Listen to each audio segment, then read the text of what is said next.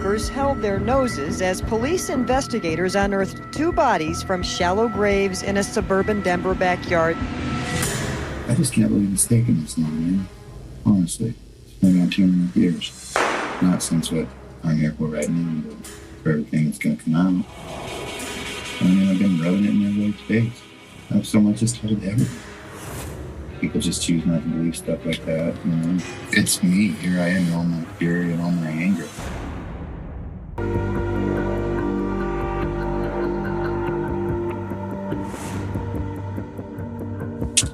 Oh, thank you.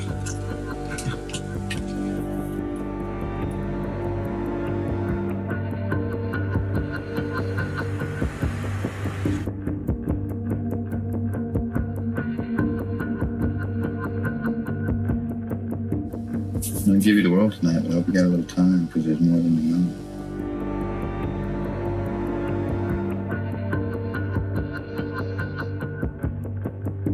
Let me turn it up, man. It's about time. I gotta tell you. I can't stop doing things. And I need this to stop. I either need to die or to be away forever, and I can't be away forever, and I know that once this goes through, they're gonna kill me, so, you know, that's what I gotta do. They don't know what he's alluding to. So it's an example of the psychological teaser when he's saying, you know, this whole thing could have stopped a long time ago. What is it he's going to reveal? So it's part of that dynamic of being in control of doling out information. He's basically spreading his peacock feathers, in a sense here, by saying, nothing can stop me. I can't stop myself. The only thing that's going to stop me is if I die, basically, or you lock me up forever. Why don't you just tell us what happened? It was an accident. We were just sitting there and we were cleaning our guns. Who's we?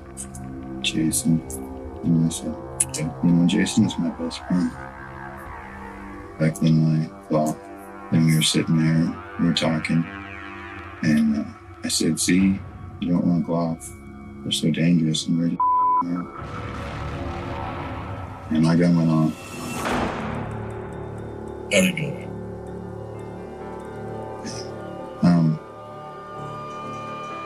I don't, to tell you the truth, 1 minute we're sitting there talking, laughing, and the next minute he's got a hole in his head.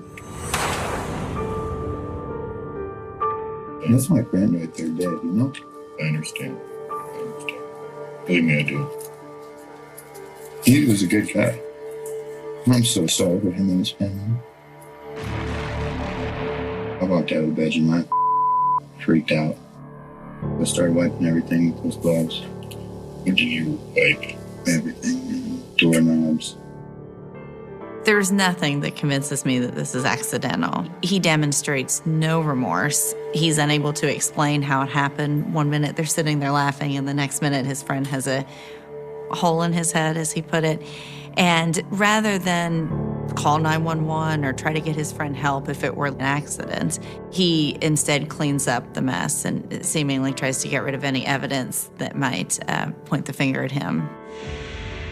I jumped in his truck, and his ATM was in there, and his credit card was in there. You got the truck, get the ATM. How much did you take out of the ATM? I tried for $250, it wouldn't let me. I took $240. Then what'd you do? Started cruising in Colfax. Because I was gonna leave, and then I figured I'd get laid first. So did you pick anybody up? Yeah, I put 3 girls up there. Okay. After his friend has been shot, he decides to take his friend's truck, uses his ATM card, gets presumably the maximum amount out, and then decides to solicit sex from 3 different women. Because in his words, he thought he would get laid first. So here's somebody who's just lost their best friend and is now instead deciding to take his best friend's card, get money, take his truck, and seek sex. This is definitely not a typical reaction to your best friend being killed. It's common in speaking with people who suffer from psychopathy. They'll comment on just basic needs. Like, I figured I might get arrested, so I thought I'll go out and have sex first because it might be a long time if I get arrested. It seems very childlike thinking. Like, well, if I'm going to get caught, I might as well eat the cookie I just took out of the cookie jar. Because I had no intentions of coming in here. I wanted to die. And you can write down, I still want to die. I gotta go face God, you know. I'm just glad that this is over. And look, Jason was and I up with Jason. That was a mistake. But I am a killer. I've killed 3 other people. And, well, 4, but one of them, I'm sure they're dead, but I don't know. Who's the 3 other people? Prostitutes. He makes a distinction between Jason, whom he claimed he didn't intend to kill, and the prostitutes, as he calls his other victims, whom he intended to kill. We found in studies that look at why killers target prostitutes is they feel that they're disposable. And so that feeling comes from sort of contempt, rage, this idea that they're ridding humanity of something unwanted, something dirty, and dehumanizing women in order to justify their ability to kill them.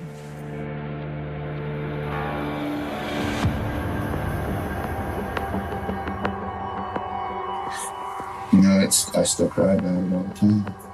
I'm not remorseful. Or non-remorseful, jerk or anything. That's it, huh? I'm kind of unique, I guess, in that kind of respects. I picked up this girl at the bus stop. What happened after you picked her up? We drove back and we went into the house. Were you living by yourself then? Nope. No girlfriend. Was she there? Nope.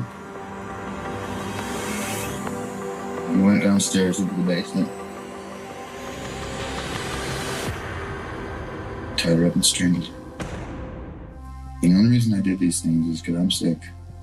Okay. She looked boring. She's real tall, real thin. She has hair down to about here, and she'd just gotten it done. She looked really nice, you know, and she was very pretty. She had perfect teeth, and I noticed people's teeth. Do you know this girl? No. You've seen her on the facts before? No, and that's how I knew I'd get away with it. She just had her hair done, and she had perfect teeth.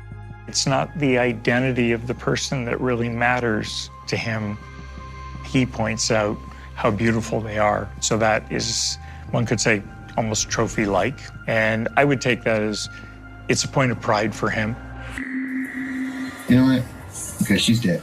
There's nothing we can do for her but pray for her. And you know what? She went straight to heaven because we prayed. We prayed before I killed her. We prayed, me and her. I said we have to pray together because if 2 people come together in God's name, He'll listen. It's this girl in the fact.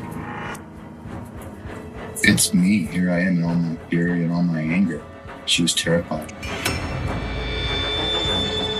She knows what's up. I told her I was going to kill her. I told her to not cry. I told her it'll be okay and she'll be in heaven soon and all this will be over and she'll never have to be on the packs anymore. I told her no more bad stuff. Better life. She could leave this one behind anyway. He talks about basically almost killing these women as an act of benevolence because they're, suffering. He's basically helping them out of their miserable lifestyle. He was doing these women a favor. But in reality, he doesn't know anything at all about these women. He's learned some Bible verses, and since he's going to kill her, they do that. She goes to heaven. It absolves him of the responsibility. And since he's saving her, maybe he hasn't done a bad thing.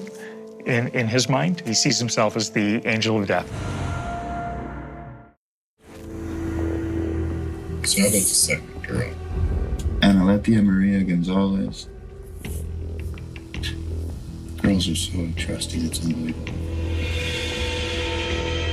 And I told her, didn't your mother tell you don't get in a car with a stranger? And they tried not to look at me. White is basically, he's shaming her or blaming her. It's her fault. You're supposed to know growing up you don't get in cars with strangers, and she did. So he wasn't able to protect her from himself. It isn't that he had the responsibility to refrain from killing her. In psychopathy, we see that in people like Mr. White, it's somebody else's fault. The environment happened to them. It's not his fault.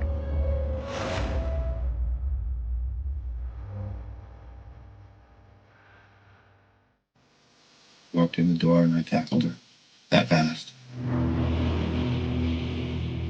She got scared. And I told her it wouldn't hurt her as long as everything was okay. She said, I just want to get out of town. Me and my mom have been fighting. So that sucks, you know? Handcuffed her. And I raped her. She's disclosing her fight with her mom. She's feeling bad about it. He clearly has no emotional reaction to that other than saying, oh, that sucks. And then he handcuffs her and rapes her. These are examples of pure psychopathic, the traits of callousness and lack of remorse and cruelty. When he expresses those feelings for his victims, it's most likely that he's feigning them. A little empathetic response. He doesn't feel that it's terrible. It's like a narrative commenting on like a tragic story, but that has nothing to do with how he feels about her and anything that would inhibit his violence toward her or killing her. And I told her that I had to kill her because I couldn't let her go because she knew where I lived. And we had to pray. And we prayed. And we prayed and we prayed and we prayed. And I kept praying for God to show me a different way out, any other way than to kill her. But he didn't tell me. I had to kill her. Strangle her with a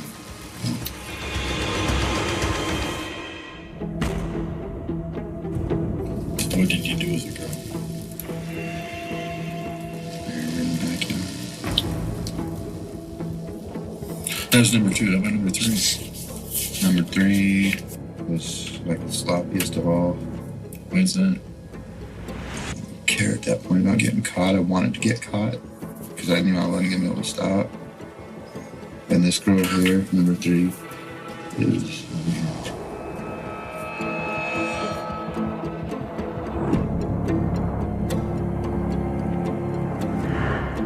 blind in right eye, bad scar, just tall. I'm thinking 10, 11, perfect. She was staying in the family hotel. Did you say anything about anything? Yeah, I'm thinking it was her sister also, but I don't know. Okay. She does have children. See, you know, those kids. Where's mom? Yeah. She doesn't love us anymore. She come home. She come. Birthdays missed. Holidays. Everything. The reason he targeted prostitutes was less about the fact that they sold sex for money and more because he believed that they were neglectful of their children. Why would White be so angry at women whom he perceives to be poor mothers, on whether or not they were? And one possibility is that he had a neglectful and violent childhood.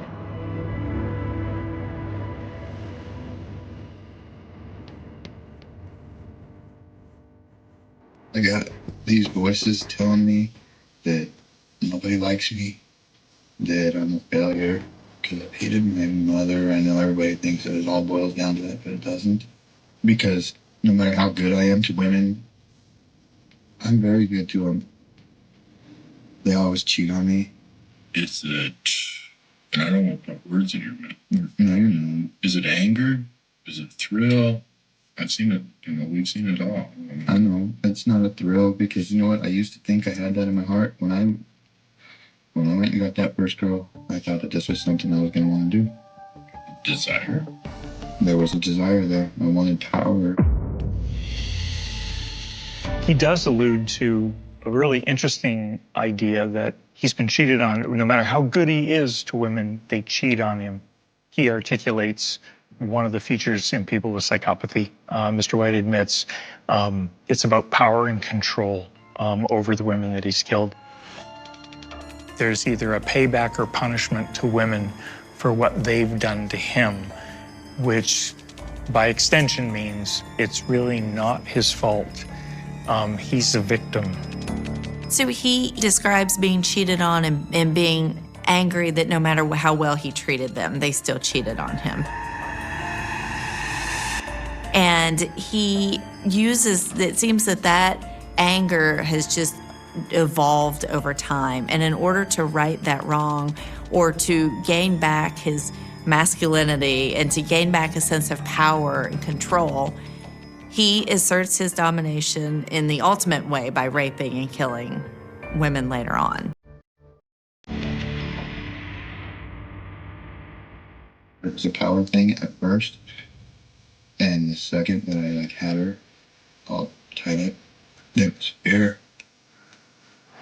I had sex with her, and whatever rage I was feeling, I didn't feel that anymore. Nothing. Rage toward me. Yeah. And desire between thoughts. Desire to kill. Yeah, every day. What he seems to be describing is intense desire to kill and rage that keeps growing and escalating. It's powerlessness that turns into rage. Rage that's channeled as contempt so that he can then dehumanize the victim. And then the contempt that allows him to play out these sadistic fantasies and enjoy his moments of power side by side with this perverted intimacy. And when he kills, that dissipates the rage. And then it builds up again. Just like a cat playing with a mouse, it's going to kill it maybe eventually, but it's going to torment it emotionally in that sense. And that would be playing with other people like toys. That would come to the callousness, that ruthlessness that we see in psychopathy, where other people are used for our own pleasure. And that's what Mr. White was doing.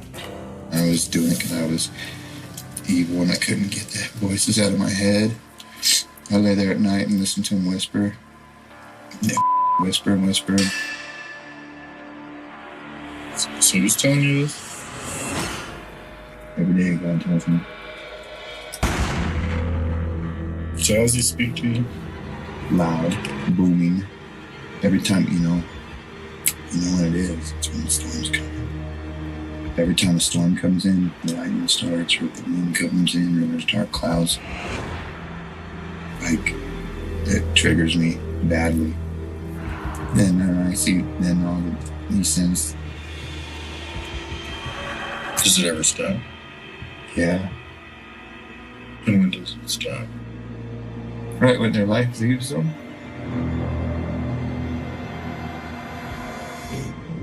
The thrilling part is seeing life leave their eyes. And with many psychopaths, there's a progression. There's something that seems exciting at the beginning that's not exciting later as they kill more people. It needs more stimulation to get the same level of excitement from an experience, that level of neuronal feedback that gives them that sense of pleasure.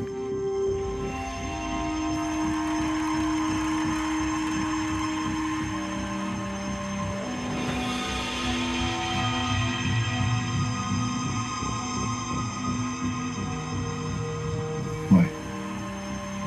Just kill me. I've always been merciful. Just kill me. Just do it. Be merciful to me. That was quick. Kill me, God. Kill me. Just kill me. I'm not asking much. He appears to be performing for the camera. He must know that he's being videoed. And, he comes in and out of being sincere, and this has a performative feel. But there's also, I think, this interesting, grandiose, self-righteous reference to himself where he sees himself as merciful because he doesn't torture his victims. When in fact he does, emotionally does torture them and sexually assaults them.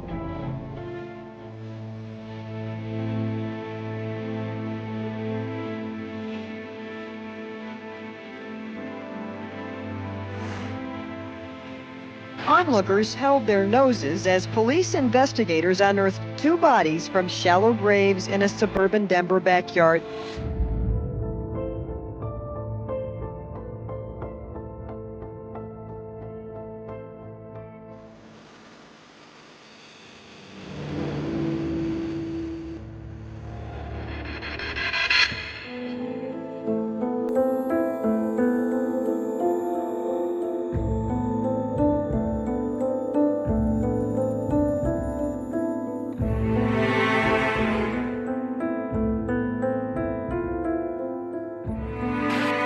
Richard Paul White walks out of the courtroom moments after he pleads.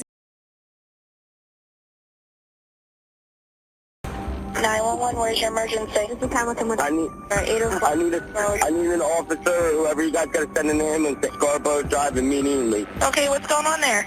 I just came home and my girlfriend and her mother, somebody hurt them and they're all over the house. I seen blood everywhere and I ran out and I'm putting up in the front yard now. Okay, listen, calm down. Help. Please send help right now. Okay, listen to me, calm down, okay? What's your name? My name is Nick Nigro.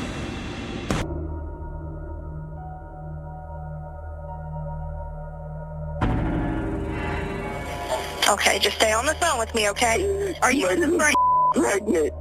I was supposed to come home to sleep with her. In the moment, it sounds like somebody who's scared, somebody who's panicked, somebody who is desperate.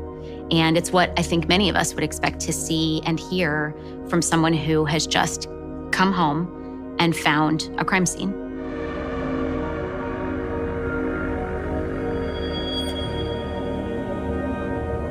When I got here, they were taking out the two bodies. Prosecutors say a 21-year-old and her 48-year-old mother were found shot to death in separate bedrooms of this home on Scarborough Drive around 3 this morning. Authorities say they were both murdered, but won't comment on a possible motive.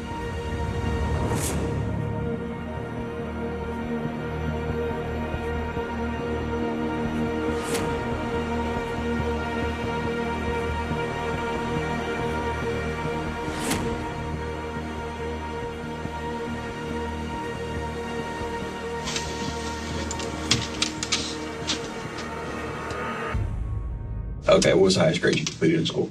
Highest grade? Yeah. I think a B. I mean, no. Did you complete high school? No, I didn't.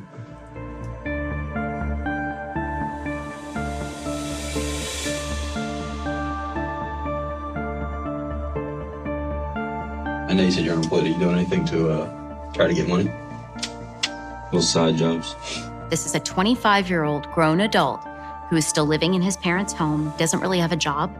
He doesn't have a meaningful sense of purpose or routine. So what we see is this parasitic tendency, which is absolutely a marker of psychopathic behavior. Nick, if you were to describe your relationship with Paula on a scale of 1 to 10, 10 being the best, what would you be? An 11. Be an 11? That good, and I'm not even lying. It's that good. Every little thing, me and her, would like fall into place, man. Good. It's hard to meet somebody like that. Every little thing. You're engaged and we're supposed to get married. And then how about with her mother? How long with her mother good? On a scale of 1 to 10. A 10? 10 probably. When he says regardless, it makes me think regardless of what. He very easily uses the past tense. And that shows me a couple things. One, it shows that he's trying to put distance between the death of his girlfriend and his girlfriend's mom and potentially him doing it. But also, it's the fact that he killed them both is not affecting him such that he's having a hard time coming to terms that it's real. Nigro is really putting on display this perfect relationship, giving detectives what he thinks they want. This is what we might call impression management. Nothing to see here. Everything was perfect. What do you think happened tonight? Okay. All I know is I seen a lot of blood, dude. A lot. Like, it wasn't funny. I didn't see any bodies or anything like that. I seen blood. Like, a lot. Way more than just a little cut on a finger or something. I seen a lot. Like, it was like this. It looks, if it is Paula, she's deceased. Okay? And it looks like her mother is also deceased. We haven't positively identified him yet, but based on what you told us, if that's Paula and that's her mom, then that's who is in the residence, then they're both deceased. Right now, we're just trying to figure out what happened to them. Take a minute. You need a drink, need a tissue? You want some napkins or something? Yeah. You sure? I'm gonna grab more for you. Tissue or anything. Cool. That is not someone who's experiencing genuine sadness. He didn't have actual tears coming out. Psychopaths often replicate emotions. They'll try to say the right thing. They'll try to do what they think is the most logical action at a certain time to come off as normal. What do you think happened? I don't know. That's why this is all tripping me the hell out. I would have known if she had a problem. I'm the one she runs to with her problems. So how would I not know? I'm like her boyfriend. I'm her protector. That's what I don't. Maybe she was doing something behind my back that I don't even know about. Maybe she was caught up with the wrong people. Like, I don't know what the hell is going on right now. I gotta figure out what's going on, just like you guys gotta do.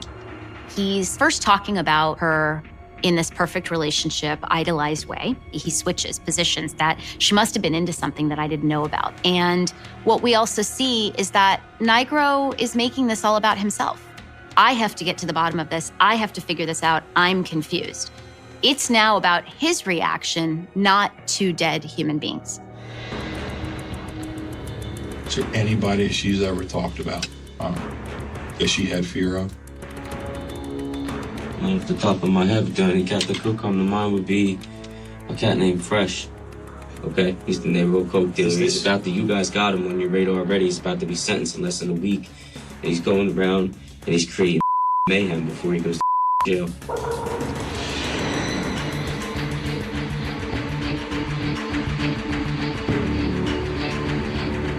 I got a weird call one night. They were on my phone and I heard metal clanking in my phone, and that was them taunting me with guns over the phone. And what do you believe that metal clanking to be? What do you believe that metal to be? A shotgun. What he shot my girl in the head with tonight. Why would Fresh do something like this? I beat him for $600 worth of. Okay, he fronted you. He fronted me. $600. Yes. It's a very common sign of someone who is lying, where they will change the narrative and then they'll try to sprinkle in parts of the truth. He's saying that I have this drug problem. So look there, and the drug problem is going to lead you to who did this. He has a whole red herring figured out. He has the whole story planned for how he wants this to go. It comes down to the fact that I lost my fiance because I had a cocaine addiction, and I have to live with that for the rest of my life. That's more pain than you or anybody else could put me through. But I feel like I killed a beautiful little girl because I wanted to put something up my nose. So I gotta live with that now. How do you believe, or he killed her because he knew how much I loved her? He would have been better off killing me. If Nigro isn't able to convince detectives that his version of events is the truth, he knows he's in trouble. They're gonna be looking at him as a suspect. And he goes out of his way to continue to seem cooperative, to be concerned. But if we pay attention to his statements and his words, his concern and his cooperation is all focused on himself. There's very little engagement around how his girlfriend or fiance is, how her mother is. There's just an acceptance they're dead. If I heard this and I was in Colombia, down in South America or Mexico, I would believe that maybe they would execute someone's family with a rip, you know, for ripping someone off. But here in the United States, this would be the first time ever I've heard of something like this. So I'm having a tough time believing it. Well, if you guys don't believe me, then I don't know what to do. I don't know where to go from here. You see an arrogance that's emerging. Somebody who thinks he's clearly smarter than the detectives, but detectives pull at the sweater string and then things start to come unraveled. Because individuals who are psychopathic and have an unhealthy level of narcissism or arrogance can't resist taking that bait. He, like most psychopaths, often feel like they're the most clever person in the room. They often feel as though no one can trick them and they have this skill to get what they want out of the world by manipulating them and tricking them. Tell me what you just said. I said I had a good relationship. Now, through the course of this, you've been using that past tense. People that have lost loved ones don't use the word had. Nick, I without a doubt, unequivocally believe that you did this. And I think I told you, it's the important thing is to find out why you did it. That's the bottom line. I'm going through pain right now. I lost my girl and I'm not demonstrating over. You cried fake tears in here. Fake tears? Fake. They put the gun in her mouth and pulled the trigger. And you're a coward because you won't admit it. I put a gun in her mouth and pulled the trigger. Absolutely. You can hear the escalation in his voice when he's emotional here. He's so upset that they did not buy his story. And I think there you can actually see genuine emotion coming out of him. but it's just not for the reason that you would expect. That's exactly what I did, yeah. That's false, dude. I know. I love doing that to 100-pound girls. What do I even need a gun for a 100-pound girl for? Think about it, dude. Honestly. You're getting angry right now. I'm getting angry because I'm tired of just being questioned. We can see the rage. The rage. I have so much rage, dude. I'm dying. I know. I hear him snapping. He's saying these statements that he's doing it mockingly, but it's an easier way to try to make it come across as truthful.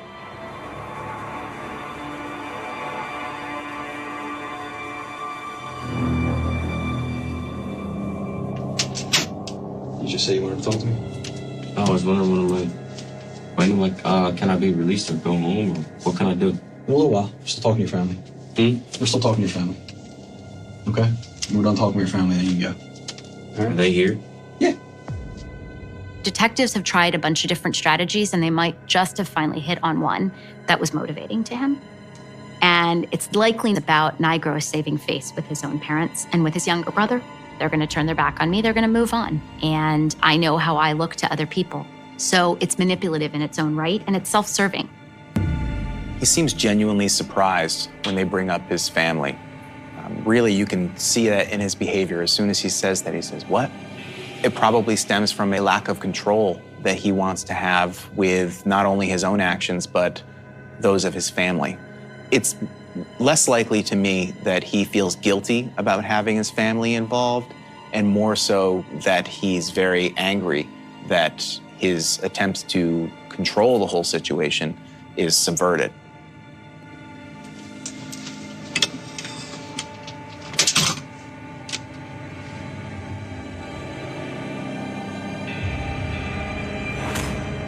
Ain't nothing to do it.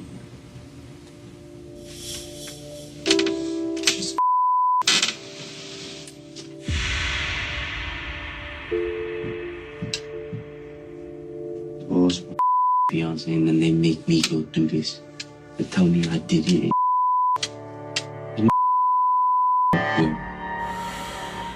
That is messed up to do to a human being. Just lost my fiance last night. Then they just trapped me in this room. Fake tears, you tell me it's fake, dude. That moment when he looks straight at the camera and pauses, we realize that this is all an act. Maybe they're in the other room watching, and maybe they might believe him this time. Interrogating my family. What the does my family do with my love life? Old lady, my dad, my brother, doing that purpose. He's very angry that his attempts to control the whole situation is subverted, and he's not able to keep his family out of this. So he has his back against the wall. He tries to change tack again.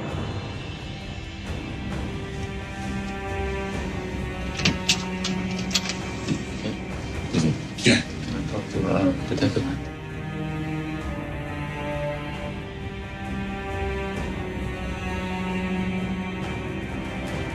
What's up? I'm gonna give you what you want.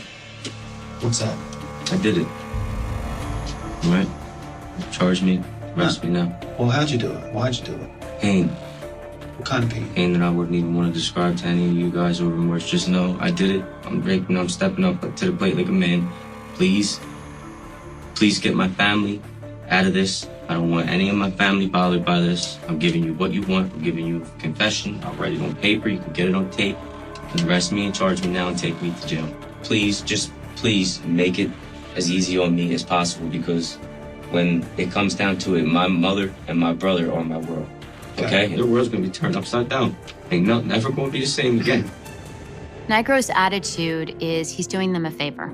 I think it's still his attempt to try and stay in a position of power. He's trying to control the narrative. Part of the manipulation may be that he's hoping for leniency. He's hoping if he gives them what they want, they'll back out of throwing the book at him. But what he also wants is for his family to be pulled out of this. Well, where's the gun? You guys have it. Who did you do first? My mother. Why? Because I wanted her to hear. You wanted your girlfriend to hear? Yeah. She was a piece to me. She turned my life upside down. I went over there with the intention to feel like I finally stood up for myself. I didn't have the necessarily intention to do that drastic, you know what I mean? Did you think you were just going to go over there to scare him? I didn't want to scare him. I wanted to punch her in her face, but I wound up doing it worse. It really seems like he wanted to make it as agonizing as possible. He says the words, "I wanted to punch her in the face," but he also showed up with a shotgun. So he clearly had other intentions in mind. And he had a certain order that he wanted to do things in order to make it worse for her because of the way she treated him. And it really affected his ego. And he needed to follow up with that. And he needed to gain revenge. It's clear from the way he talks about his rage that he feels emasculated. So this starts to move us away from impulsivity and more towards giving into the impulsive rage. The majority of us may have urges at times to hurt someone or have them feel pain, but we have enough internal regulation. Psychopaths don't have that regulator. And what was going on in your mind? Blank. Literally. Like she wasn't even there. When the gun went off, it was like there was nothing in front of me. All I felt was the heat from the gun. Just such a small room, such a big gun in a small room. Okay. And when you shot Mary Jane, how far away were you? Decent distance, away from her bed. Okay. Was she? Say from the muzzle of the gun to her head was at least 15 feet. Did you wake her up? I just went in and she kind of like sat up. Mary Jane did. She kind of just like sat right into it. Kind of the same thing with Paula too.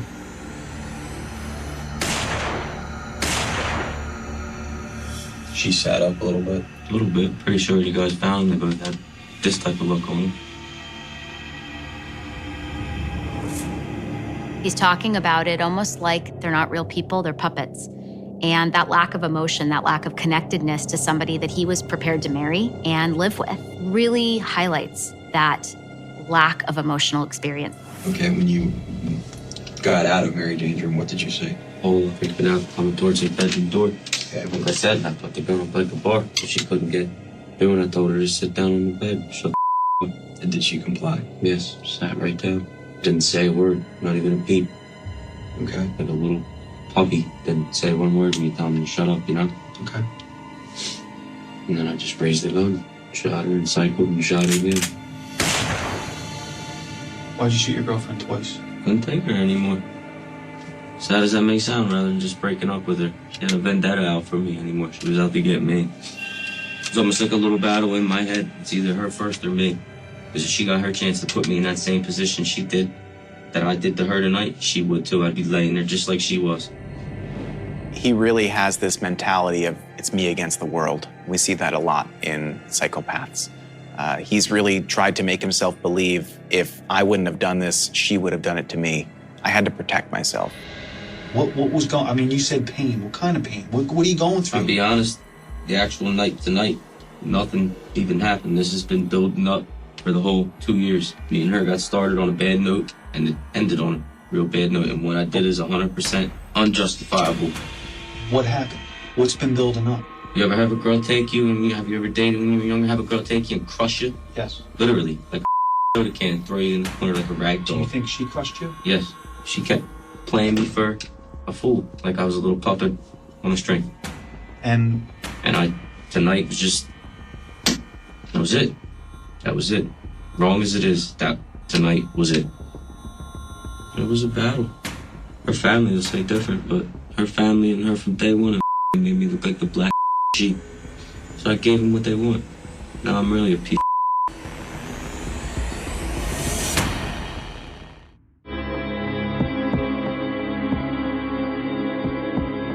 Man, I said, I did her, broke them like between 2 and that 2:12 call.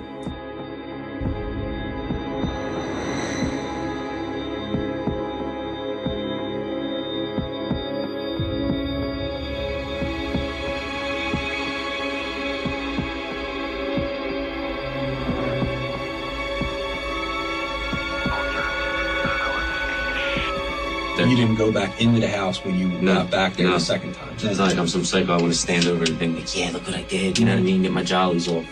It's not like that. Nigro is telling us that he's not sadistic, and yet he's also told us that he deliberately chose to kill her mother first so that his girlfriend would be aware that her mother was being killed, which is nothing short of a sadistic act. I created a monster because I was too nice to her in the beginning. My mom told me I was going to do it. She said, you don't cater to a woman like that and give them every little thing you want, because then they expect it. Then you create a monster and you got to deal with it. Okay. And that's what happened. That's what happened. I created a monster. In return, she made me a monster. He really portrays himself as a victim of women when really he was the one victimizing women. I think that what we're all thinking when he's saying that is, he says, I created a monster. And the natural progression is, are you talking about a monster in you or in her? This is a culmination of years of relationship, like over the course of the 2 years that you've been together. Yeah. This all just welled up. As cold-blooded as that may sound, yeah. And I know I look like a piece in everybody's eyes in the world now, probably even my own mother and my own brother. They're probably not even gonna never talk to me again. I'm just tired of all the pain, man. Tired of living how I've been living for God knows how many years. I don't want my family to suffer for this. The town of Ranjora was the kind of place where people believed they knew one another. The kind of place where mornings arrived slowly. Where curtains opened at almost the same hour every day. Where familiar cars appeared in familiar driveways. Where the sound of lawnmowers drifted across quiet suburban streets on weekends and neighbors exchanged short greetings without stopping for long conversations. Nothing about Ranjora looked like the setting of a nightmare. And perhaps that was exactly why what happened there would leave such a deep scar. Because evil rarely announces itself. It does not arrive wrapped in darkness. It does not always come with screams. Sometimes it grows quietly behind closed doors while ordinary life continues outside. Sometimes people walk past it every day without realizing what is waiting just beyond a fence, behind a garage door, or inside a parked vehicle. In April of 2023, a man disappeared. At first, it did not seem like the beginning of a murder investigation. There were no frantic emergency calls. No dramatic police chases. No witnesses running through the streets. Just silence. The kind of silence that starts small. A missed phone call. An unanswered message. A family member wondering why someone has not checked in. A friend expecting a reply that never arrives. The silence stretched from one day into another. Then another. And another. With every passing hour, concern slowly transformed into fear. Because those who knew Richard Anthony Lemon understood something important. His absence was not normal. People disappear from routines. People become busy. People forget appointments. But this felt different. There was a growing sense that something had gone terribly wrong. Somewhere in Ranjora, life continued as usual. Children went to school. Workers drove to their jobs. Shops opened their doors. Coffee cups were filled. Traffic lights changed from red to green. The world kept moving. Yet hidden beneath that ordinary rhythm was a reality nobody could yet see. Richard Lemon was never coming home. The truth would remain concealed for days. And when it finally emerged, it would shock investigators, horrify the community, and transform a missing person inquiry into one of the most disturbing homicide cases New Zealand had seen in recent years. Because this was not merely a murder. It was a case that would eventually reveal allegations so disturbing that even seasoned investigators found themselves confronting scenes that lingered in their minds long after they left work. A case involving a body, a vehicle, a suburban street, and a mystery that only seemed to become darker the deeper police looked. The first hints appeared quietly, almost unnoticed. Questions began spreading among those closest to Richard. Had anyone seen him? When was the last confirmed sighting? Who had spoken to him recently? Where had he gone? At first, every answer seemed to create two more questions. Investigators would later retrace movements, examine timelines, analyze hours and minutes. search properties, review evidence. But in those earliest moments, nobody possessed the full picture. Nobody understood how many pieces were missing, or how difficult they would be to recover. What makes certain cases unforgettable is not simply the violence involved. It is the feeling that they expose something hidden beneath everyday life. A reminder that danger can exist in places we consider safe. That familiar streets can conceal unimaginable secrets. That the people we pass without a second glance may be carrying stories nobody suspects. As concern for Richard grew, his family faced a torment that anyone who has experienced uncertainty will understand.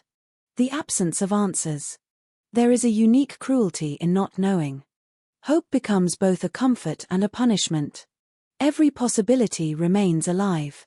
Every phone call triggers anticipation. Every knock at the door creates a momentary surge of expectation. Maybe this will explain everything.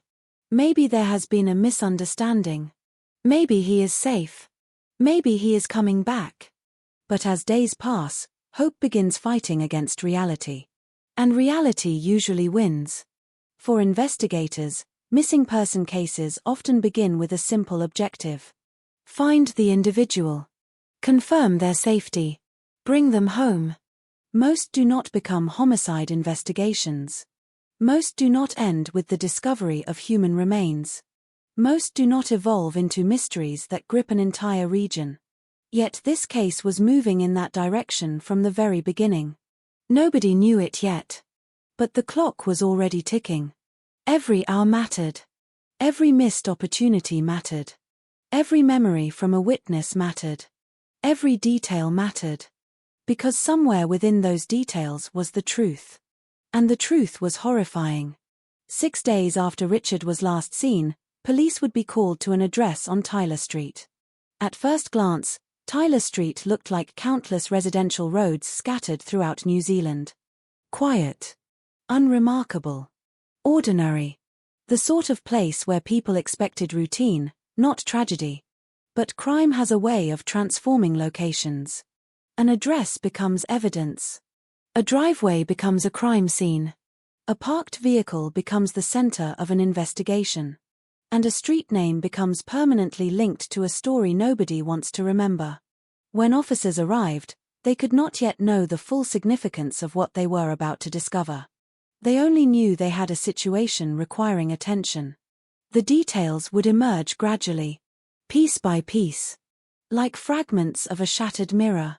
What they eventually uncovered would launch a homicide inquiry and set investigators on a path that would stretch for years. A path marked by unanswered questions, missing evidence, and allegations so disturbing they would dominate headlines throughout the country. But before there were headlines, there was a man. A man who had lived 41 years. A man whose disappearance triggered concern. A man whose family wanted answers. A man whose story was about to become national news. Richard Anthony Lemon.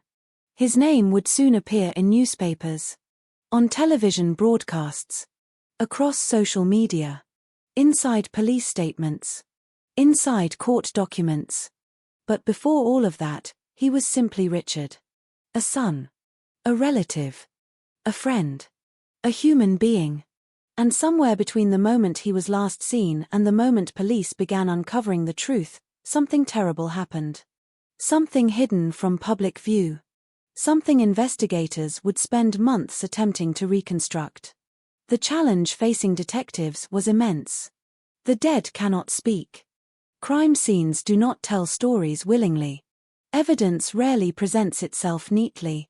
Instead, investigators must listen to fragments. A footprint. A timeline. A witness statement. A vehicle movement.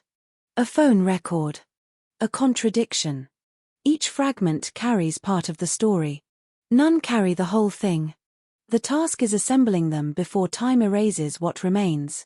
As police moved forward, one reality became increasingly clear. This was not a straightforward investigation. It was not a case that would provide immediate answers. Every discovery seemed to open another layer. Another mystery. Another troubling possibility. And perhaps most disturbing of all was the growing suspicion that the full truth had not yet been uncovered. Even after arrests, even after charges, even after years of investigation, questions remained. Questions that continue to echo through the case. Questions about what happened. Who knew? Who participated? Who stayed silent? And why? For the people of Ranjora, the case shattered assumptions. The comforting belief that terrible things happen elsewhere. To other communities. To other families. On other streets. But crime does not recognize those boundaries. It appears wherever human darkness exists. And when it does, communities are forced to confront uncomfortable truths about the world around them. The story you are about to hear is not merely about a murder investigation. It is about absence. About secrets. About the painstaking work required to uncover the truth when someone attempts to bury it. It is about the people left behind. The detectives who followed every lead. The family members trapped between hope and grief. The witnesses who held fragments of information. And the man at the center of it all. A man who vanished. A man whose disappearance would uncover something far more sinister than anyone initially imagined. Because on the surface, this case began with silence. But beneath that silence was violence. Beneath that violence was a mystery. And beneath that mystery lay a truth that would take years to bring into the light. This is the story of the Ranjora murder case. The story of Richard Anthony Lemon. And the chilling investigation that began when one man disappeared and an entire community realized that something was terribly, irrevocably wrong. Long before the headlines appeared, before police tapes stretched across investigative scenes, before television crews arrived carrying cameras and questions, Ranjora was simply a town waking up to another autumn morning. Located on New Zealand's South Island, just north of Christchurch, Ranjora carried the quiet rhythm of a place that seemed comfortably removed from the chaos often associated with major cities. Life moved at a different pace here. Not slow enough to feel isolated, but steady enough that routines mattered. People noticed when the same bakery customer failed to appear. They noticed when a familiar vehicle was absent from its usual parking spot. They noticed when neighbors stopped collecting their mail. In communities like Ranjora, familiarity creates an invisible web connecting people together. Residents may not know every detail about one another's lives, but they recognize faces. They remember names. They develop a sense of who belongs. That sense of belonging often creates a feeling of safety. It is the type of place where parents become comfortable allowing children to ride bicycles through suburban streets. The type of place where elderly residents still tend gardens behind low fences. The type of place where strangers rarely remain strangers for long. Yet history has repeatedly demonstrated that safety and danger are not opposites. Sometimes they exist side by side. The most unsettling crimes often emerge from places that appear peaceful. Places where nobody expects them. As April 2023 unfolded, autumn was gradually settling across Canterbury. The long warmth of summer had begun retreating. Mornings arrived with a sharper chill. The air carried the faint scent of damp earth and fallen leaves. Trees that had stood vibrant and green only weeks earlier were beginning their seasonal transformation. Golden colors appeared first. Then amber. Then rust. The landscape itself seemed to be entering a period of transition. Few people realized another transition was quietly taking place beneath the surface of everyday life. One that would soon draw the attention of investigators from across the region. During daylight hours, Ranjora appeared almost picture-perfect. Cars moved through town centers. Customers wandered between shops. Students attended classes. Workers traveled between offices, construction sites, farms, and warehouses. The ordinary machinery of community life continued uninterrupted. But true crime stories are rarely born in crowded places. They emerge in the spaces between routine. The unseen hours. The overlooked moments. The private interactions hidden from public view. The moments nobody thinks to remember until later. Much of what would become important in the Richard Lemon investigation happened inside those spaces. The challenge for investigators would eventually become separating ordinary events from significant ones. Because every murder investigation begins with a problem. At first, nobody knows which details matter. A conversation that seemed meaningless suddenly becomes critical. A vehicle sighting becomes evidence. A timestamp becomes a cornerstone of the entire case. Something forgotten becomes something investigators desperately need to recover. The setting of this story extends beyond geography. It includes the emotional landscape of a community. To understand why the case attracted such intense attention, it helps to understand New Zealand itself. The country often appears in international media as a place defined by stunning landscapes, dramatic coastlines, and close-knit communities. Many visitors leave with memories of mountains, forests, and ocean horizons. Violent crime exists, as it does everywhere, but cases involving allegations of extreme violence often resonate deeply because they challenge the image people hold of their surroundings. When such a case emerges, it becomes more than a criminal investigation. It becomes a collective shock. Residents begin asking uncomfortable questions. Could something like this happen here? Did we miss warning signs? How much do we truly know about the people around us? Those questions would eventually ripple through Rangiora. But in early April, nobody was asking them yet. Life continued normally. The streets remained calm. The evenings remained quiet. Families sat around dinner tables discussing ordinary concerns. Work schedules. School activities. Weekend plans. Nothing suggested that one of the most disturbing homicide investigations in recent local memory was already beginning to unfold. The area surrounding Rangiora consists of a mixture of suburban neighborhoods, rural properties, commercial districts, and open countryside. Roads stretch between homes and farmland. Vehicles travel long distances between destinations. Large properties provide privacy. Sometimes too much privacy. For investigators, geography can become either an ally or an enemy. In densely populated urban centers, witnesses are plentiful. Surveillance cameras are common. Movements are easier to reconstruct. In quieter regions, evidence can disappear into distance. Witnesses become harder to find. Opportunities for concealment increase. Every environment creates unique investigative challenges. As detectives would later discover, this case offered many. The story would eventually lead police to examine multiple locations. Properties would be searched. Evidence would be collected. Timelines would be scrutinized. Every location would become a puzzle piece. Some pieces would fit immediately. Others would remain frustratingly unclear. The uncertainty would persist for months. What makes investigations like this so difficult is that crime scenes do not preserve themselves. Time works against detectives from the moment a crime occurs. Rain erases traces. Vehicles move. People forget. Objects are discarded. Memories become contaminated by conversations and media reports. Every passing day increases the challenge. That reality was already shaping events long before most residents knew there was anything to worry about. As concern began growing among those closest to Richard, the broader community remained unaware. That contrast is common in missing person cases. For family members, the crisis begins immediately. For everyone else, life remains unchanged. One group exists inside the emergency. Another exists outside it. The emotional distance between those realities can be enormous. Somewhere in Rangiora, loved ones were beginning to experience uncertainty. Questions were emerging. Worry was quietly taking root. Yet beyond those circles, the town continued operating normally. The disconnect would not last. Eventually the investigation would become impossible to ignore. But before that happened, there was another important element shaping the story.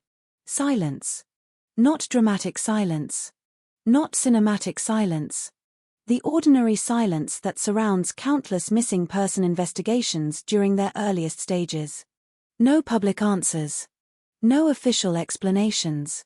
Just fragments. Small pieces of concern moving between family members and acquaintances. The human mind struggles with uncertainty. People instinctively seek patterns, explanations, narratives. When answers are unavailable, imagination fills the gaps. Hope battles fear. Optimism battles suspicion. Every possibility feels equally plausible because none have yet been eliminated. This psychological tension would become a defining feature of the days ahead. As investigators would later reconstruct events, they would encounter the challenge faced in every major homicide inquiry. The difference between what happened and what can be proven happened. Those are not always the same thing. Evidence speaks, but it speaks imperfectly. Witnesses remember, but memory is fragile. Facts emerge slowly. Sometimes painfully slowly. The setting of this case therefore becomes more than a physical location. It becomes an atmosphere. A community standing unknowingly on the edge of revelation. An ordinary week concealing extraordinary violence. A landscape that appeared peaceful while secrets remained hidden beneath its surface. There is a tendency, after crimes become public, to imagine warning signs existed everywhere. To believe danger should have been obvious. But reality is rarely that simple. Most communities do not recognize they are approaching tragedy until after it has arrived. The clues only become visible in hindsight. The significance of events only becomes clear later. That is what makes true crime both fascinating and unsettling. The audience knows something terrible is coming. The people living through the events do not. As the days passed in April 2023, the gap between those realities continued widening. Somewhere within that widening gap was the truth. A truth still concealed. A truth waiting to be uncovered. A truth that would eventually transform concern into horror. By the time authorities formally launched a homicide investigation, the atmosphere surrounding the case would be completely different. Fear would replace uncertainty. Questions would multiply. Rumors would spread. Media attention would intensify. And investigators would find themselves confronting allegations so disturbing that even experienced detectives understood this was not a routine case. But all of that still lay ahead. For now, Ranjora remained what it had always appeared to be. A quiet town. Tree-lined streets. Suburban homes glowing softly beneath evening lights. People returning from work. Families gathering for dinner. Neighbors walking dogs along familiar routes. A place where ordinary life seemed secure. A place where nobody could yet see the darkness that was already moving beneath the surface. And somewhere within that darkness was the story of Richard Anthony Lemon. A story that had not yet become public. A story that had not yet reached the headlines. A story that was still hidden behind unanswered messages, missing days, and growing concern. The community could not see it. The country could not see it. Even investigators had not yet assembled the pieces. But the clock continued ticking. Every hour carried the case further from the moment everything changed. Every passing day made the search for truth more difficult. And somewhere inside the quiet autumn landscape of Ranjora, the events that would define this investigation had already begun. In many homicide cases, public attention eventually gravitates toward the mystery. People remember the suspects. They remember the evidence. They remember the shocking details revealed in courtrooms and news reports. But somewhere along the way, the person whose life was taken can become overshadowed by the crime itself. The investigation becomes the story. The victim becomes a footnote. And that is perhaps one of the quiet tragedies that follows every murder. Because before there was a case file, there was a human life. Before investigators searched for answers, before reporters wrote headlines, before detectives pieced together timelines, there was a man named Richard Anthony Lemon. 41 years old. An age that sits in an unusual place in life. Not young enough to be just beginning adulthood. Not old enough to be looking back on a completed life. An age where people are still building futures. Still making plans. Still imagining what comes next. For Richard's family, friends, and the people who knew him personally, he was never simply a victim. He was someone whose absence could be felt. Someone whose silence stood out. Someone whose disappearance immediately raised concern because it did not fit the pattern of ordinary life. One of the most important details in this entire story is also one of the simplest. People noticed when Richard stopped communicating. That fact alone tells us something. Human beings disappear into isolation every day. There are individuals whose absence might go unnoticed for weeks or even months. Yet Richard's disappearance triggered alarm. Family members became concerned. People began asking questions. Messages went unanswered. Phone calls failed to connect. The silence became impossible to ignore. That reaction reveals something significant. It suggests connection. It suggests relationships. It suggests that Richard existed within a network of people who expected to hear from him. People who knew his routines. People who understood what was normal and what was not. The moment concern begins, a victim's story becomes visible through the eyes of those left behind. Imagine the uncertainty that settled over the people closest to him. At first, perhaps there were reasonable explanations. Maybe he was busy. Maybe his phone battery had died. Maybe he had traveled somewhere unexpectedly. Maybe there had been a misunderstanding. Human beings naturally search for harmless explanations before accepting frightening possibilities. It is a form of emotional self-protection. Nobody wants to believe something terrible has happened to someone they care about. Hope arrives first. Fear follows later. But eventually, fear catches up. Every missing person investigation contains a period that families often describe as unbearable. The waiting. Not knowing. Living in a space between optimism and dread. Each passing hour creates new questions. Each unanswered call feels heavier than the last. Every ordinary activity becomes difficult because part of the mind remains focused elsewhere. Where is he? Is he safe? What happened? Will he come home? The tragedy of Richard's story is that those questions would eventually receive answers nobody wanted. Yet before those answers arrived, there was only uncertainty. The kind that keeps people awake at night. The kind that transforms every ringing phone into a moment of anticipation. The kind that turns the simplest pieces of information into sources of hope. A possible sighting. A rumor. A message. Anything. Everything becomes important.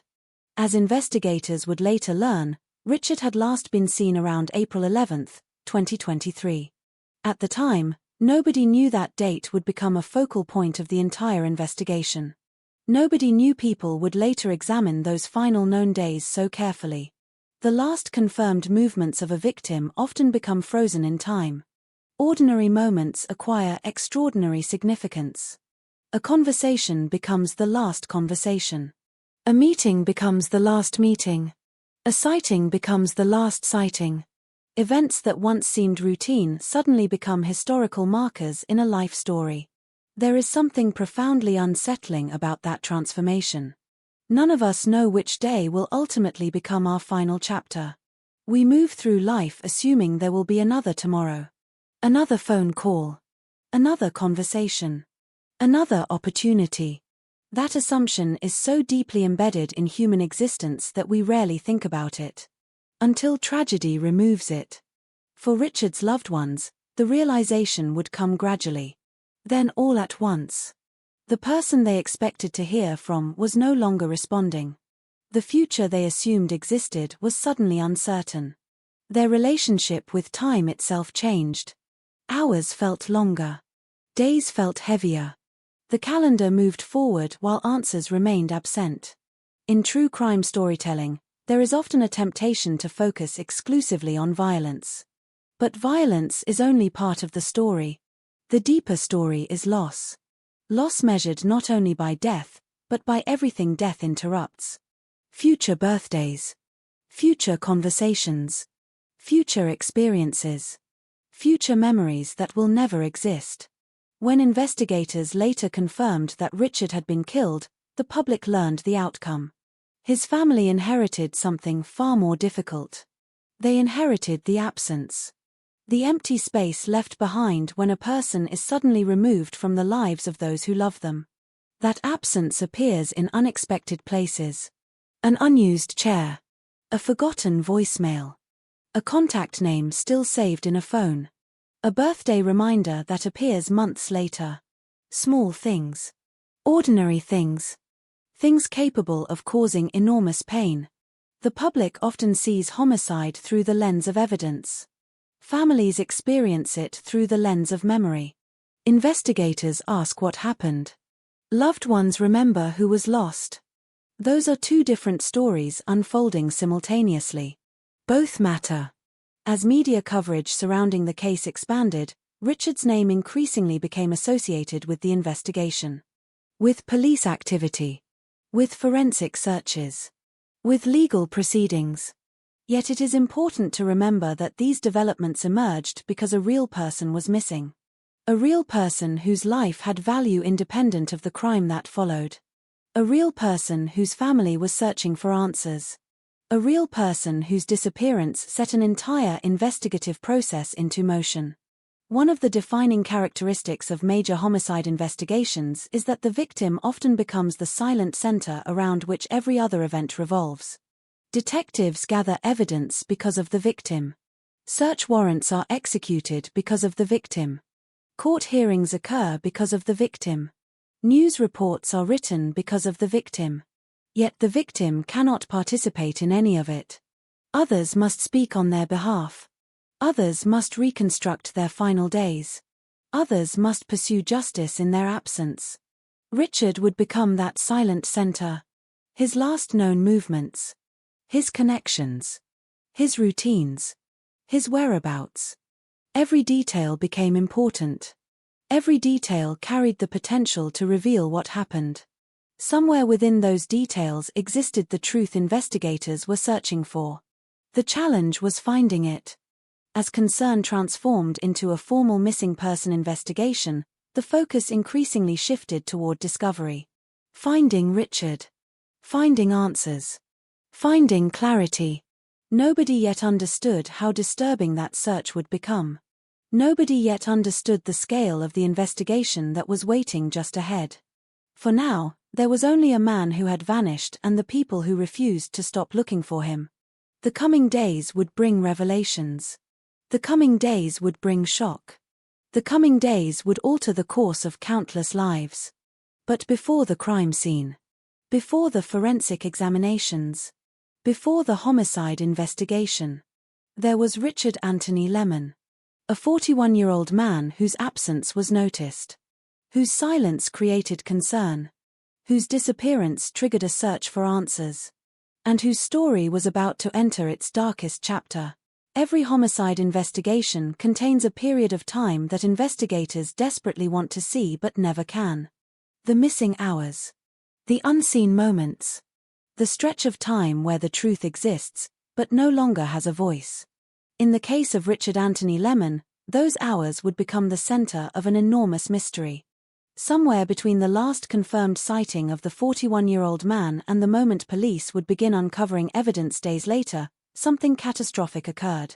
Something that transformed an ordinary week in April 2023 into a criminal investigation that would shock an entire country. The difficulty is that tragedy rarely arrives with a clear beginning. Real life is not divided into neat chapters. There is no warning appearing across the sky. No dramatic announcement that this ordinary day will soon become the most important day in an investigation. People wake up, drink coffee, answer messages, make plans, drive familiar roads. And without realizing it, they move toward moments that will later define entire lives. April 11th would eventually become one of those dates. The last known period in which Richard was seen alive. At the time, it was simply another day. The sky over Canterbury carried the familiar character of autumn. Temperatures had begun cooling. The long shadows of late afternoon arrived earlier than they had only a month before. Trees stood quietly as leaves continued their seasonal descent. Traffic flowed through Ranjora's roads as it always did. Nothing about the landscape suggested that investigators would later spend months trying to reconstruct what happened during these hours. But somewhere inside the ordinary rhythm of daily life, events were unfolding that would eventually become the focus of a homicide inquiry. For detectives, reconstructing a victim's final known movements is one of the most critical stages of any murder investigation. Every interaction matters. Every location matters. Every minute matters. Investigators often find themselves examining details that appeared meaningless at the time. A vehicle parked somewhere. A brief conversation. A phone call. A sighting.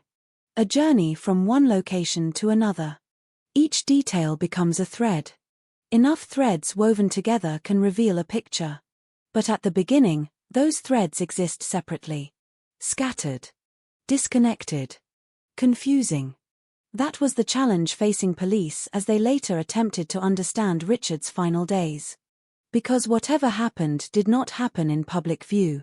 There were no immediate emergency calls that revealed the truth. No public witnesses stepping forward to describe exactly what occurred. No straightforward explanation waiting to be discovered. Instead there was silence. And silence has a way of expanding. At first it appears manageable. Then unsettling. Then frightening. The people closest to Richard would begin experiencing that progression long before the wider community understood anything was wrong. One unanswered call becomes two. One missed message becomes several. A growing sense of concern begins forming beneath the surface. Human intuition is often difficult to explain. Family members frequently describe feeling that something was wrong before they possessed any evidence. Not because of psychic ability. Not because of supernatural insight. But because they understand a person's patterns.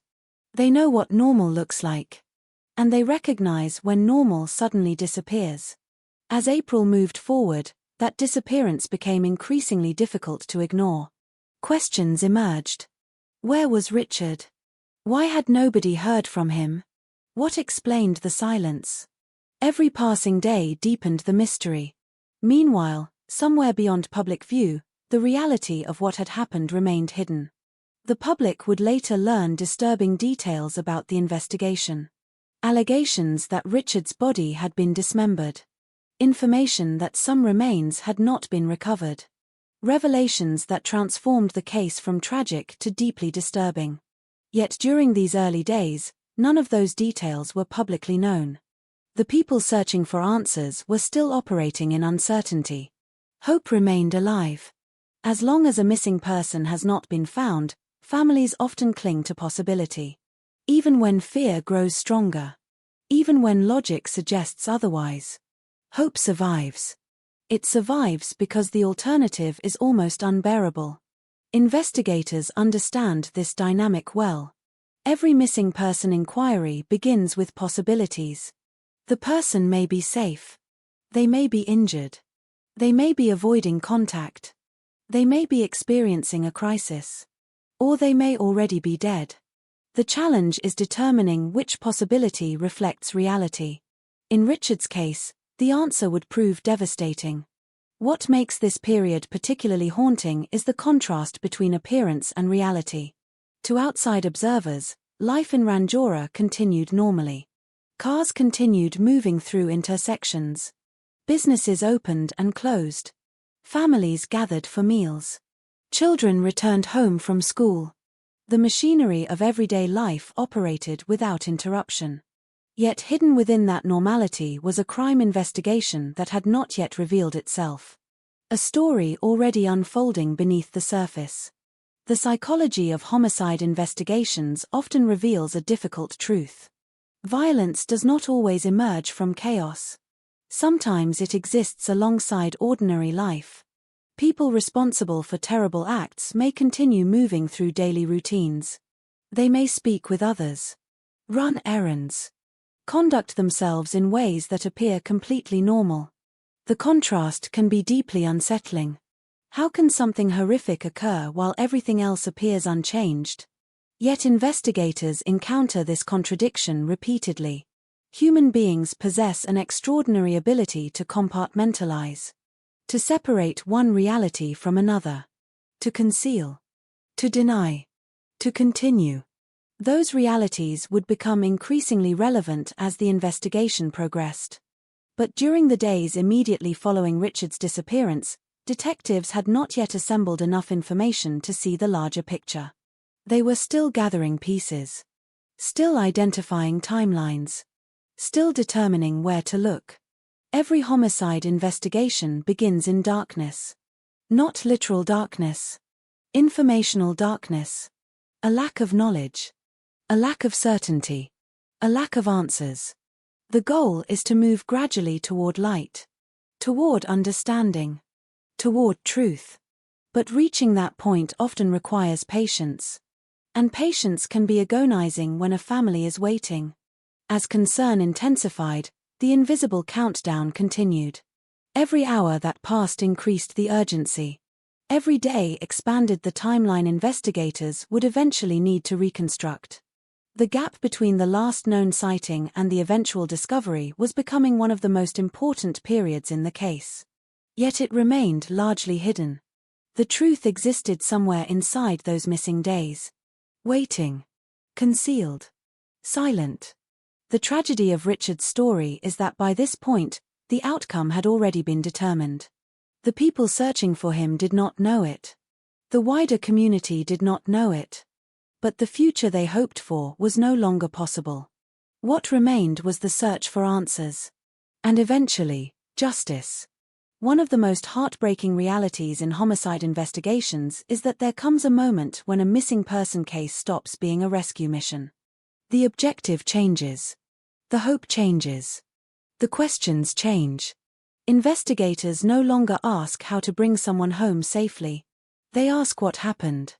Who was responsible? And how to prove it. That transition had not yet occurred publicly. But it was approaching rapidly. The days following Richard's disappearance were carrying everyone closer to a discovery that would transform the investigation forever. Soon there would be a location. Soon there would be evidence. Soon detectives would confront facts far more disturbing than anyone initially imagined. But before that discovery came uncertainty. The final stretch of time where hope still existed. The final stretch of time before the case became something else entirely. Somewhere within those missing days lies the part of the story that investigators have spent years attempting to fully understand. The unseen chapter. The chapter without witnesses. The chapter without a surviving narrator. The chapter where Richard Anthony Lemon disappeared from the lives of those who knew him. And while many details remain known only to investigators and those directly connected to the case, one fact emerged with devastating clarity. By the time people realized something was terribly wrong, the crime had already occurred. The mystery was no longer whether tragedy had happened. The mystery was how.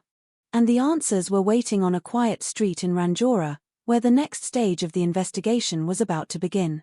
By April 17, 2023, the uncertainty that had surrounded Richard Anthony Lemon's disappearance was about to come to an end.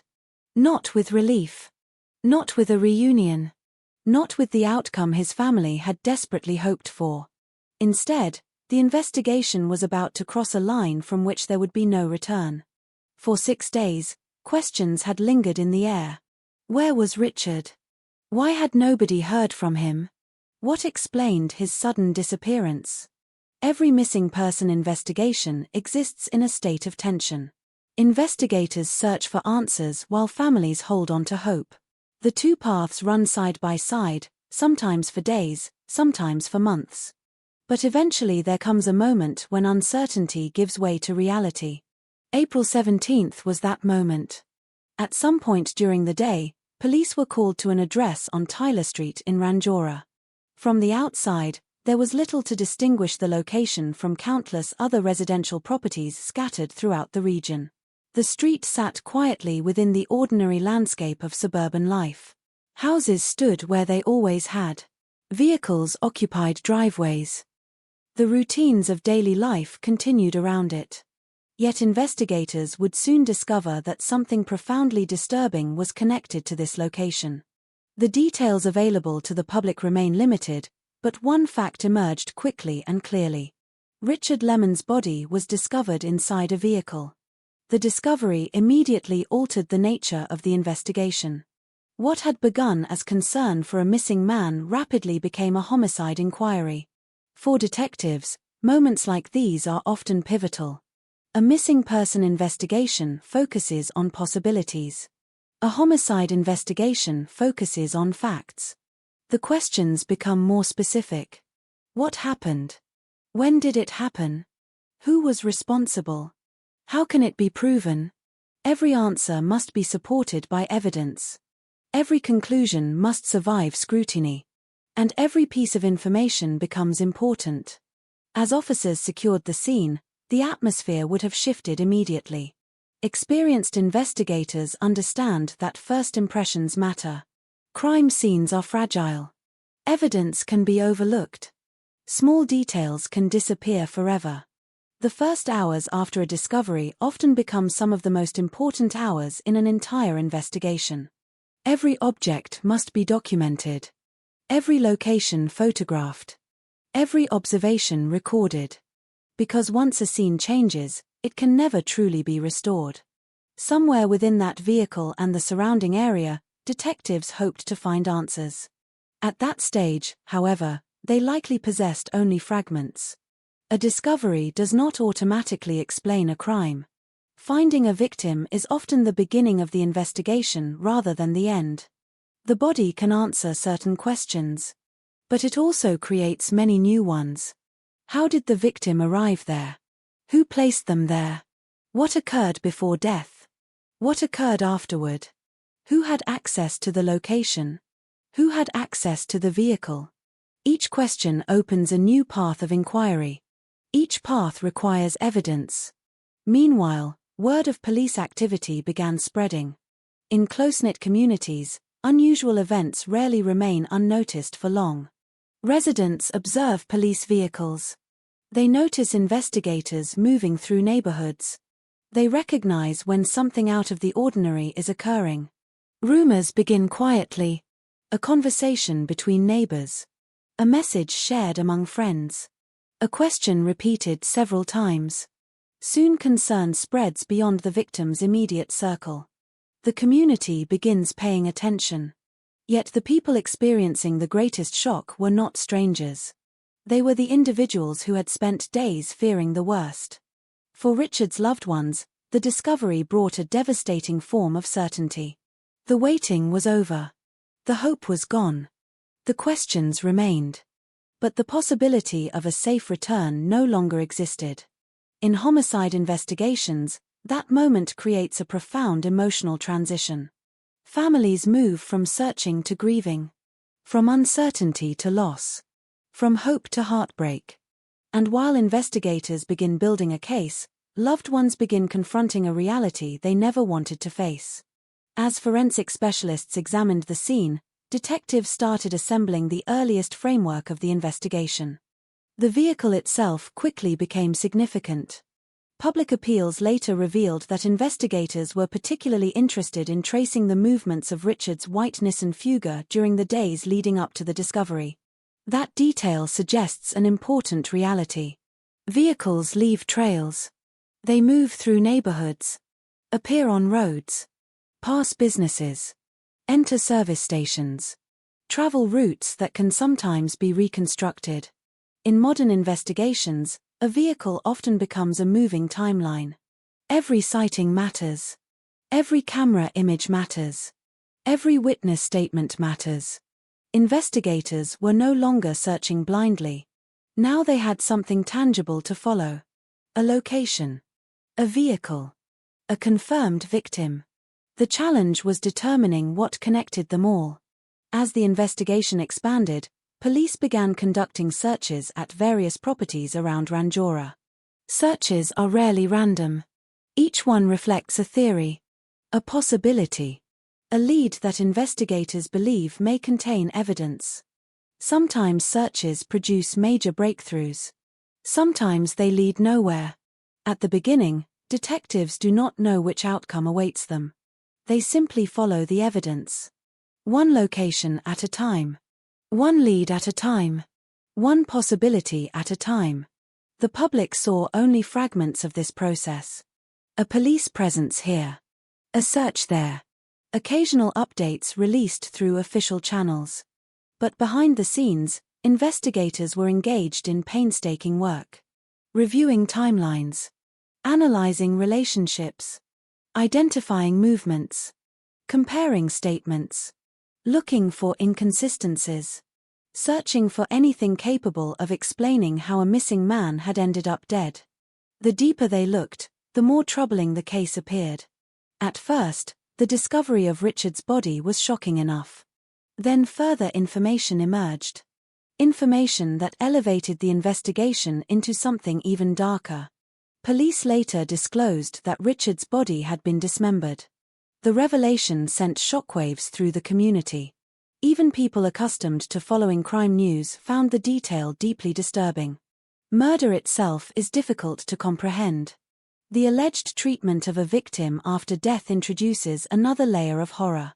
A layer that often leaves communities struggling to understand what occurred.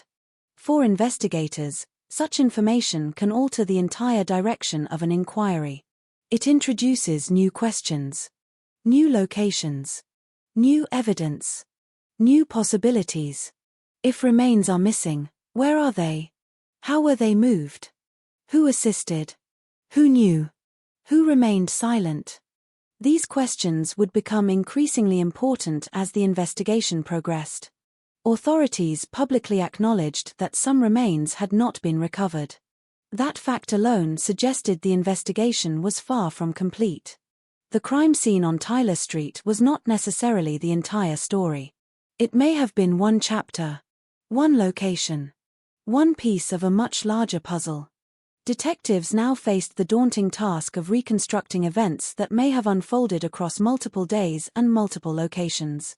Every homicide investigation has a moment when investigators realize the case is larger than initially believed. This appeared to be one of those moments. The discovery on Tyler Street provided answers, but it also exposed the scale of what remained unknown. Somewhere within the growing collection of evidence was the truth. The challenge was uncovering it before crucial opportunities disappeared. Days turned into weeks. The investigation widened. Public interest intensified. Media coverage expanded. People across New Zealand began following developments. The case was no longer a local concern. It had become a national story. Yet despite the growing attention, detectives remained focused on fundamentals. Evidence. Timelines. Facts. The emotional impact of a case can be enormous, but successful prosecutions are built on proof. And proof requires patience. As investigators moved forward, one reality became increasingly apparent. Richard Lemon's death was not going to be solved quickly. The discovery of his body had ended one mystery. It had confirmed what happened to the missing man. But it had opened a far larger investigation into how it happened, who was responsible, and whether others possessed information that had yet to be revealed. The quiet street where the discovery occurred would forever become part of that story. A location transformed by tragedy. A place where uncertainty ended and a homicide investigation truly began. The answers detectives sought were now somewhere within the evidence they had gathered. Somewhere within witness accounts. Somewhere within vehicle movements. Somewhere within the relationships surrounding the case. And as investigators followed those threads deeper into the mystery, they would soon encounter the next challenge that confronts every major homicide inquiry. Finding the person responsible. Or perhaps, finding the people responsible. The discovery of Richard Anthony Lemon's body answered the first question. It did not answer the most important ones. Investigators now knew they were dealing with a homicide. They knew a 41-year-old man was dead. They knew the circumstances surrounding his death were serious enough to justify a major investigation. But knowing that a crime has occurred and proving who committed it are two very different things. In many ways, the hardest stage was only beginning. Once a homicide investigation is launched, detectives enter a world built entirely on fragments. Rarely does a complete picture emerge immediately. Instead, investigators find themselves standing before thousands of disconnected pieces, attempting to determine how they fit together. Some pieces are obvious. Others appear meaningless. The challenge lies in recognizing which details matter before valuable time disappears. For the investigative team, the days following the discovery became a race against uncertainty. Every lead had to be examined. Every statement had to be checked. Every possible explanation had to be considered. The public often imagines homicide investigations as dramatic breakthroughs arriving one after another. The reality is usually slower, more methodical, more frustrating. Hours become days. Days become weeks. Detectives read reports, compare timelines, revisit locations, and ask the same questions repeatedly. The work is repetitive because mistakes are expensive. Overlooked evidence can allow the truth to remain hidden. Somewhere inside the growing mountain of information surrounding Richard's final days, the answers existed. The difficulty was finding them. One of the earliest priorities involved reconstructing Richard's movements before his disappearance. Investigators needed to understand where he had been, who he had seen, what interactions he may have had. Every confirmed sighting became a marker on a timeline. Every witness added another piece to the puzzle. Timelines are often the backbone of homicide investigations. When detectives know where a victim was at specific moments, they can begin identifying gaps. And inside those gaps, critical events often occur. But timelines are rarely neat. Witnesses remember differently. People confuse dates. Memories blur. Investigators must separate certainty from assumption. That process takes time. The white Nissan Fugger associated with Richard quickly became an important focus. Police publicly appealed for information regarding the vehicle's movements during the days before the discovery. That appeal revealed something significant. Detectives believed the vehicle might help explain what happened. Cars leave traces. They move through public spaces. They pass businesses. They appear on cameras. They are noticed by witnesses. A vehicle can become a silent witness if investigators can successfully reconstruct its journey. As information began arriving, detectives faced a familiar challenge. Not every lead was useful. Major investigations generate enormous volumes of information. Some tips are accurate. Some are mistaken. Some are based on rumors. Others emerge from misunderstandings. Each one requires evaluation. No possibility can be ignored too early. Yet resources are limited. Investigators must constantly decide which paths deserve further attention. This is where homicide cases often encounter their first dead ends. A promising lead collapses. A witness retracts a statement. A theory fails to match the evidence. Days of work can disappear in an instant. The public rarely sees these setbacks. But detectives live with them every day. Every unsuccessful lead represents time that cannot be recovered. As police expanded their inquiry across Ranjora and surrounding areas, multiple properties came under scrutiny. Searches were conducted. Evidence was collected. Forensic specialists examined locations that investigators believed might contain answers. Each search carried expectations. Each search carried risk. Sometimes evidence appears exactly where detectives expect to find it. Sometimes locations reveal nothing at all. The uncertainty can be exhausting. The deeper investigators looked into the case, the more complicated it appeared. Public statements from police suggested that the investigation extended beyond a single location. That alone created challenges. If important events occurred across multiple sites, reconstructing the sequence becomes significantly more difficult. Evidence must be connected. Timelines synchronized. Movements verified. Every location becomes part of a larger story. But the story itself remains hidden until enough pieces are assembled. Meanwhile, the public was beginning to learn more about the disturbing nature of the case. Information that Richard's body had allegedly been dismembered introduced an entirely new dimension to the investigation. For detectives, Such revelations are not merely shocking.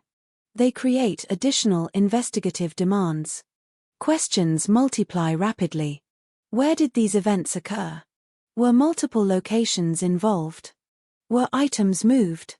Was evidence removed? Did anyone assist? Did anyone know what happened afterward? Every answer creates another question. The investigation now had to address not only the killing itself but also events that may have occurred after Richard's death. Cases involving missing remains present unique difficulties. The search area expands dramatically. Potential evidence may exist far beyond the original scene. Time becomes an even greater enemy. Weather changes landscapes. Natural environments conceal evidence. Opportunities to recover crucial information diminish with every passing week. Police publicly indicated that they believed other individuals may possess information relevant to the investigation. That statement carried weight. Experienced investigators choose public language carefully. When authorities suggest that others may know something, it often reflects a belief that important information has not yet reached police. Sometimes witnesses remain silent out of fear. Sometimes loyalty prevents cooperation. Sometimes people convince themselves that what they know is insignificant. Investigators understand this reality. Many major cases are solved because someone eventually decides to speak. As weeks passed, pressure increased from every direction. Families wanted answers. The community wanted reassurance. The media wanted updates. Yet detectives could only move as quickly as the evidence allowed. Homicide investigations are often compared to assembling a puzzle without knowing what the completed image looks like. At first, investigators possess only edge pieces. A few facts. A few locations. A few names. Gradually the picture emerges. Not all at once. Piece by piece. Slowly enough to test patience. Quickly enough that opportunities are not lost. Throughout this period, detectives likely encountered numerous possibilities that ultimately led nowhere. A sighting that seemed important but wasn't. A timeline discrepancy that proved innocent. A theory unsupported by evidence. These dead ends rarely appear in documentaries or news reports. Yet they are a defining feature of real investigations. For every breakthrough, there may be dozens of failures. For every useful lead, there may be hundreds that produce nothing. Success depends on persistence. The willingness to keep searching when progress feels invisible. The willingness to continue asking questions long after others have become discouraged. That persistence would eventually prove important. Because somewhere within the evidence gathered across Ranjora, investigators were moving closer to a suspect. Closer to an explanation.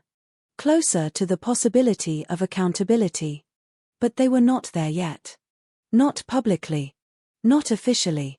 The investigation remained active.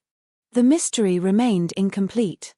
And despite all the evidence already collected, detectives still faced the same central question that had haunted the case from the beginning. Who was responsible for what happened to Richard Anthony Lemon? The answer was approaching.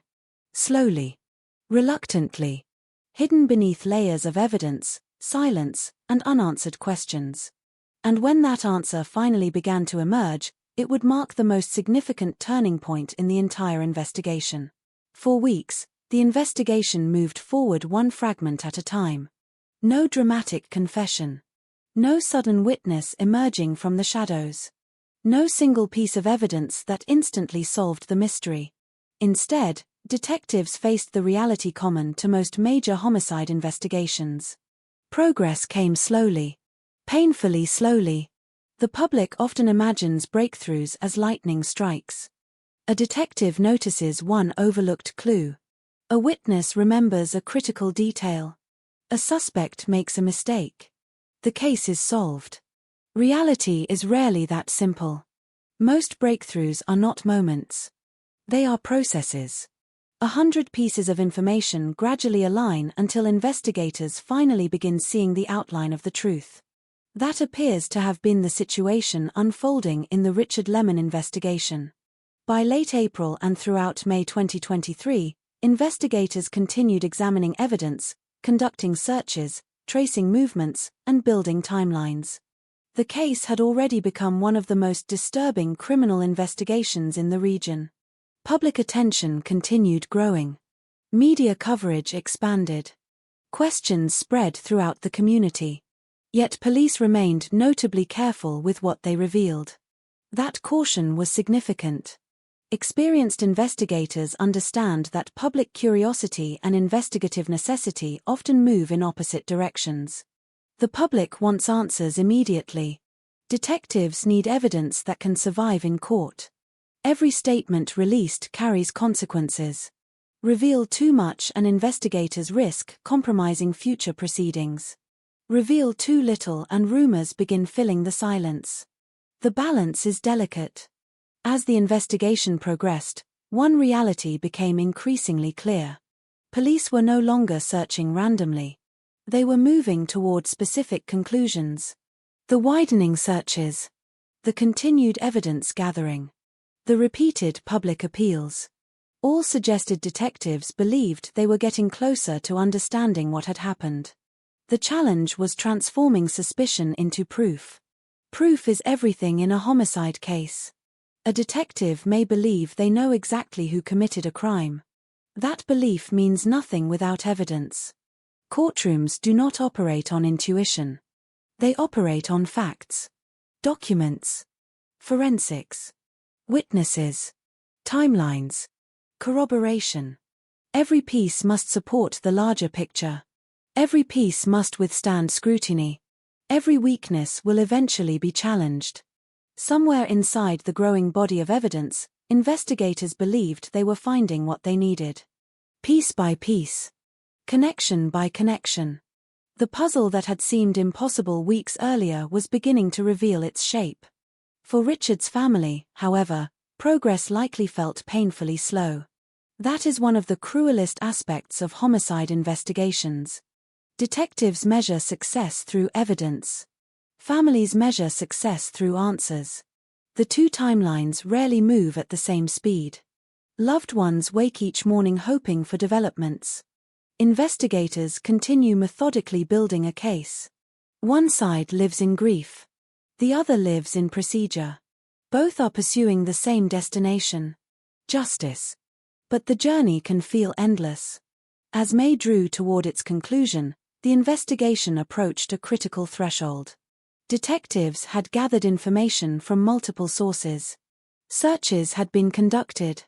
Evidence had been examined. Witnesses had been interviewed. The question was no longer whether Richard had been the victim of a homicide. The question was whether investigators possessed enough evidence to take the next step. Then, on June 3, 2023, the case reached its first major breakthrough.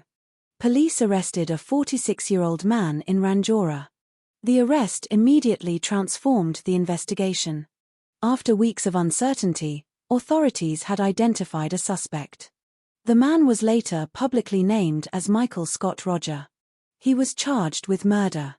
For investigators, an arrest is both an ending and a beginning. It marks the end of one phase of the inquiry, the search for a primary suspect. But it also marks the beginning of another. The process of proving the case in court. Many people assume that an arrest means the mystery is solved. Detectives know otherwise. An arrest simply means authorities believe the evidence has reached a threshold sufficient to justify criminal charges. The legal battle still lies ahead. Evidence must still be tested. Arguments must still be presented. Facts must still be examined. The road to conviction can be long. Yet despite those realities, the arrest represented a major turning point. For the first time since Richard disappeared, the investigation possessed a visible focal point. The public now had a name connected to the case. The media had a suspect. The community had an explanation for the intense police activity that had unfolded over previous weeks. But the breakthrough did not eliminate uncertainty. In many ways, it created new questions. Why had Richard been killed? What exactly had happened during those missing days? Who else might possess knowledge about the crime? Were all aspects of the case fully understood? Investigators appeared to believe the story was larger than what had already been uncovered. That belief became increasingly apparent as the inquiry continued. One of the most unsettling elements surrounding the case involved the condition of Richard's remains and the continuing search for answers regarding events after his death. Police publicly indicated that not all remains had been recovered. That fact carried enormous investigative significance. A homicide investigation seeks not only accountability but understanding. Detectives want the complete story. They want every location identified, every action reconstructed, every participant accounted for. When portions of that story remain missing, the investigation continues even after an arrest. The breakthrough, therefore, did not bring closure. It brought momentum. The case was moving forward, but it was not finished. Another significant development emerged during the broader investigation. Authorities later confirmed that a woman had pleaded guilty to a charge connected to the inquiry. However, details relating to that charge were subject to suppression orders and could not be publicly disclosed. That information introduced another layer of complexity. Investigators had previously suggested that other individuals might possess information about what occurred. The guilty plea reinforced the idea that the events surrounding Richard's death may have involved knowledge extending beyond a single person. Exactly what role others may have played remained a matter for legal proceedings and investigative findings. But the existence of additional legal developments demonstrated that detectives were continuing to pursue every avenue available to them. For the public, the arrest and subsequent developments produced mixed emotions. Relief. Shock. Curiosity. Anger. Relief because progress had been made. Shock because the allegations surrounding the case were deeply disturbing. Curiosity because many questions remained unanswered. Anger because a man was dead and a family had been left to endure unimaginable loss. In true crime narratives, breakthroughs are often portrayed as triumphant moments. The detective catches the suspect. The mystery is solved. Justice begins. Real life is more complicated. Every breakthrough arrives carrying consequences. An arrest does not bring a victim back. It does not erase grief. It does not restore lost futures. What it offers is something different. The possibility of accountability. The possibility of truth. The possibility that those responsible will eventually be required to answer difficult questions in a courtroom. For Richard's loved ones, that possibility mattered. For investigators, it represented the reward for months of relentless work.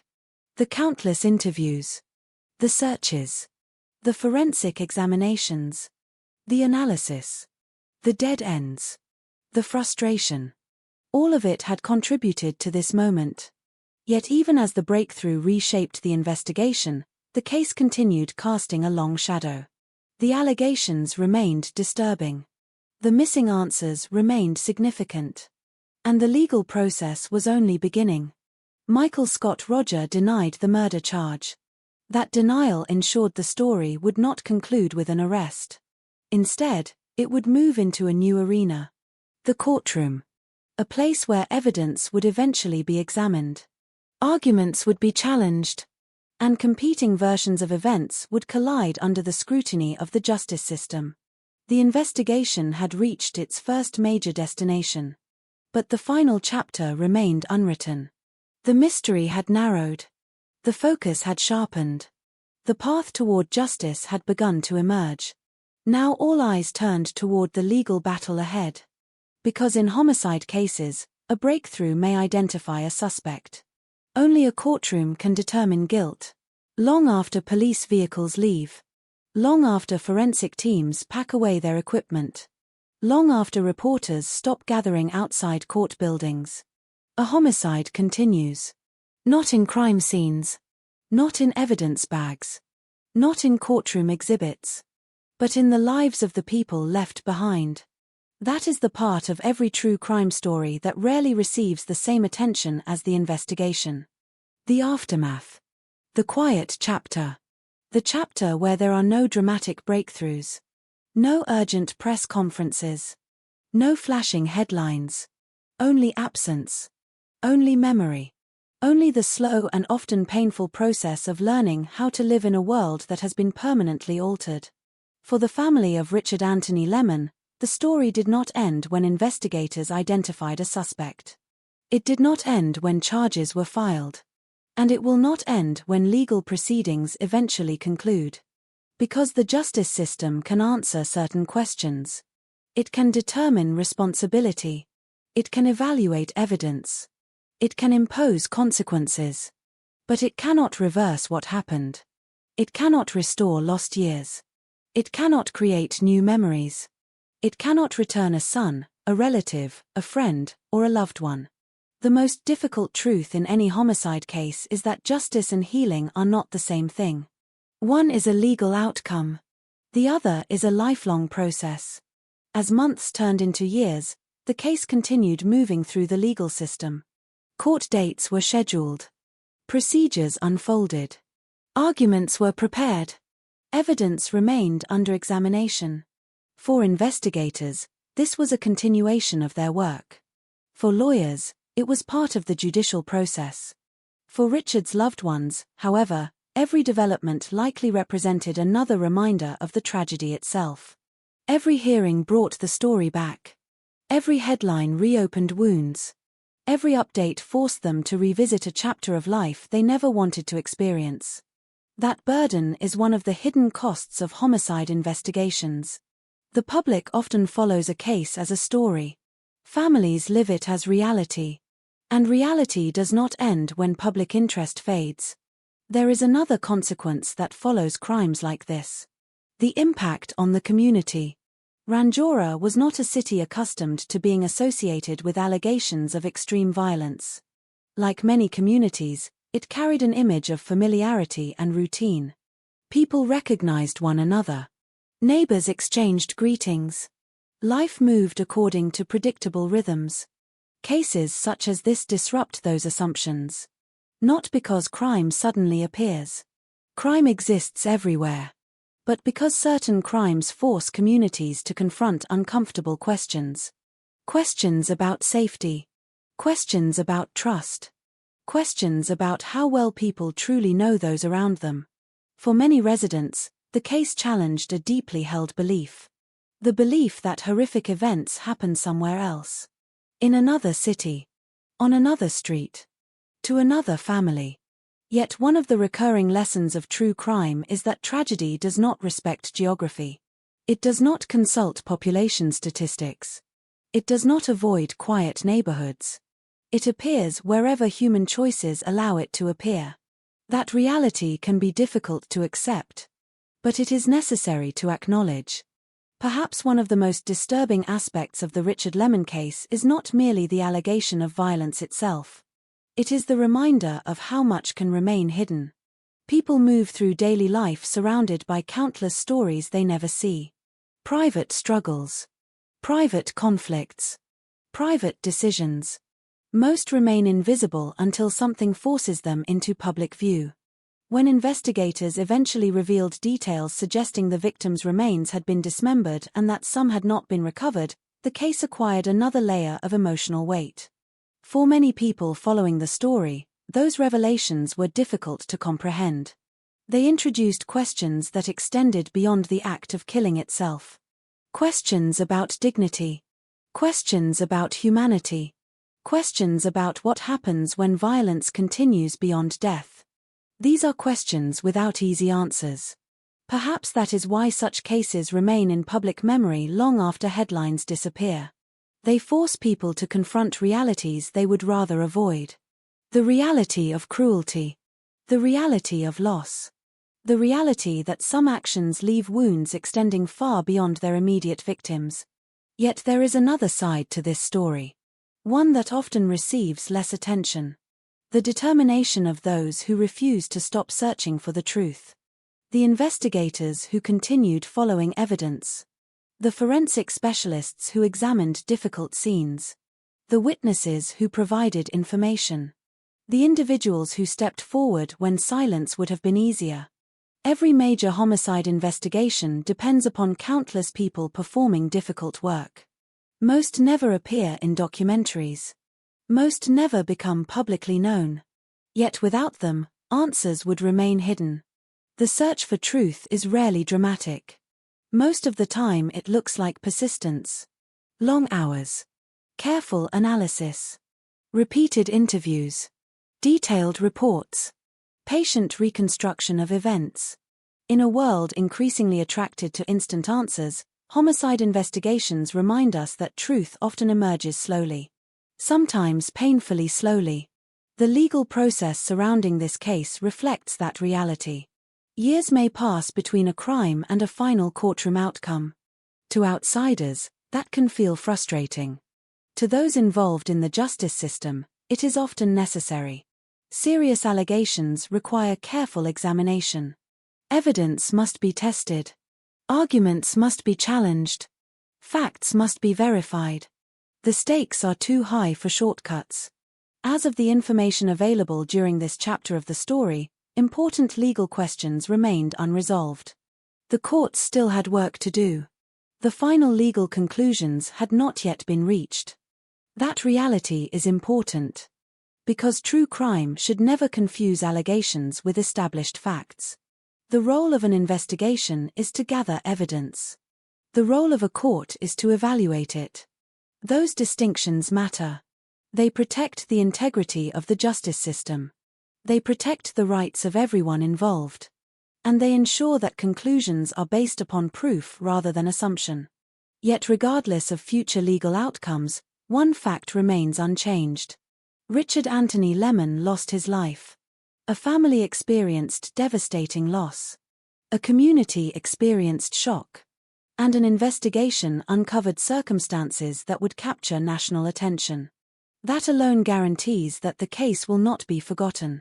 There is a tendency when discussing crime to focus exclusively on what happened. How? When? Where? Who? Those questions matter. They are necessary. But perhaps the most important question is why these stories continue to affect us. Why do people listen? Why do communities remember? Why do certain cases remain in public consciousness long after others fade away? The answer may be simpler than it appears. Because every homicide story is ultimately a human story. It reminds us of how fragile life can be. How quickly ordinary days can become extraordinary. How deeply one act can affect countless lives.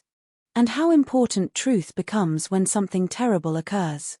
In the beginning of this story, Richard's disappearance was marked by silence. An unanswered call. A missing person report. A growing sense that something was wrong. That silence eventually led investigators to a vehicle. The vehicle led to a homicide investigation. The investigation led to arrests, charges, and years of legal proceedings. Yet beneath all those developments remains the same fundamental reality. A human life ended. Everything else emerged from that fact. The police investigation. The court hearings. The media coverage. The public attention. All of it began because someone was no longer there. Perhaps that is the final lesson of this case. Behind every crime statistic is a person. Behind every investigation is a family. Behind every headline is a story of loss. When we remember that, true crime becomes more than entertainment. It becomes remembrance. A recognition that real people lived these events. Real people suffered their consequences. And real people continue carrying those consequences long after the rest of the world has moved on. The streets of Ranjora remain. The seasons continue changing. Autumn becomes winter. Winter becomes spring. Life moves forward as it always does. Yet for those closest to this case, time will forever be divided into two periods. Before April 2023. And after. Because some events leave marks that calendars cannot measure. Some absences never stop being felt. And some questions continue echoing long after the investigation itself has ended. Richard Anthony Lemon's story is one of those stories. A story that began with a disappearance. Expanded into a mystery. Evolved into a homicide investigation. and ultimately became a reminder of the profound impact a single act of violence can have on families, communities, and everyone touched by its aftermath.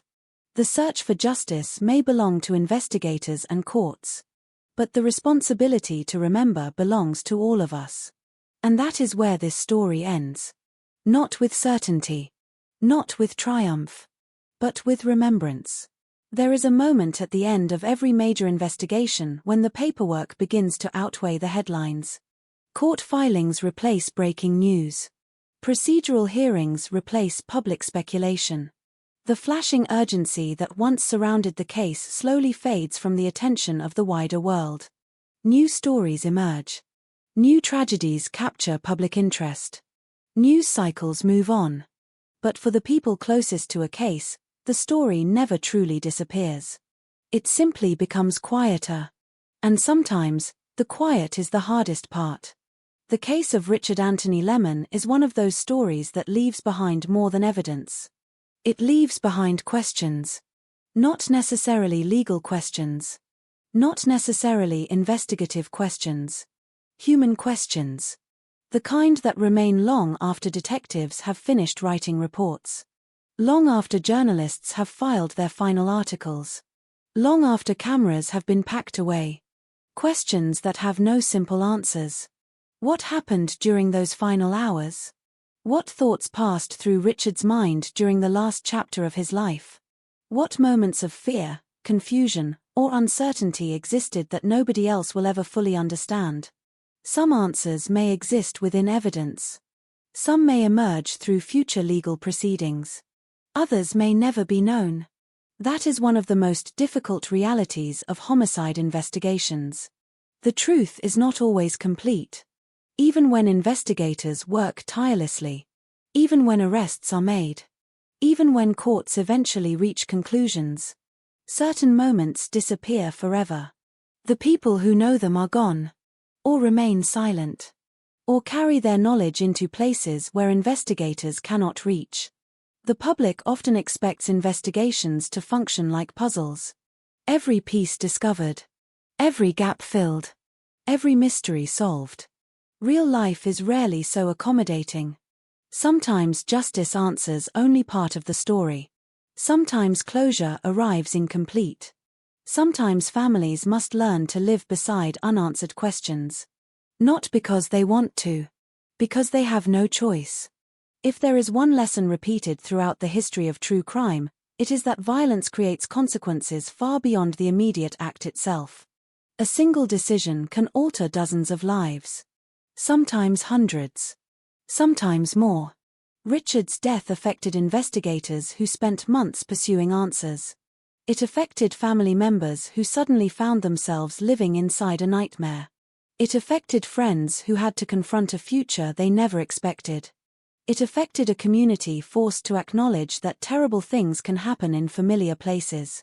Even those who followed the case from afar became part of its orbit. Because stories like this challenge something fundamental inside all of us. The belief that life follows predictable rules. The belief that ordinary days will remain ordinary. The belief that tomorrow will look much like today. Most of the time, those beliefs hold true. Most people wake up, go to work, return home, and continue building their lives. Most communities experience far more kindness than violence.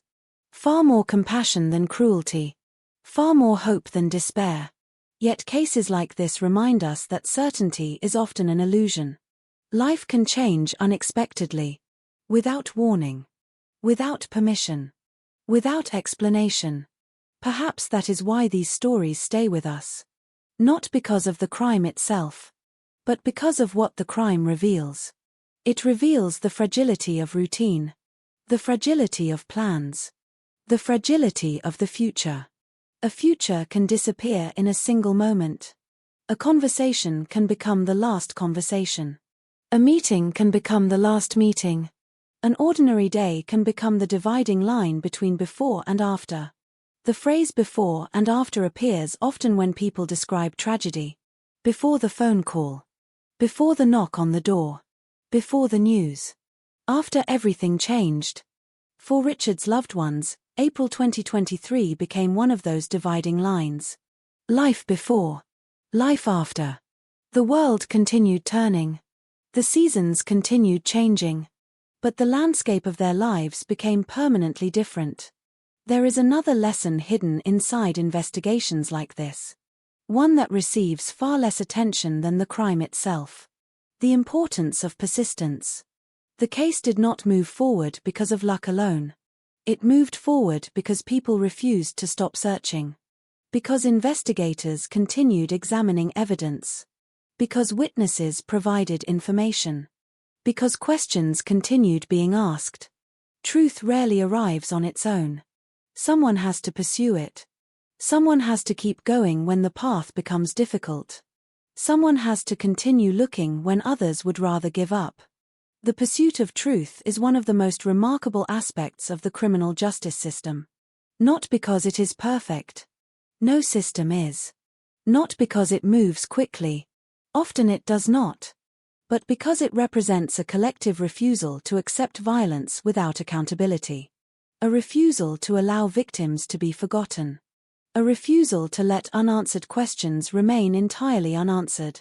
That pursuit continues even when progress appears slow.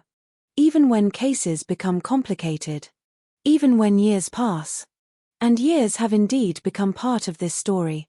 The distance between the events of 2023 and the legal proceedings that followed illustrates a reality many people do not fully appreciate.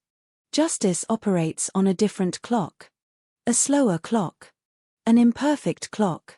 But ideally one designed to prioritize evidence over emotion and proof over assumption.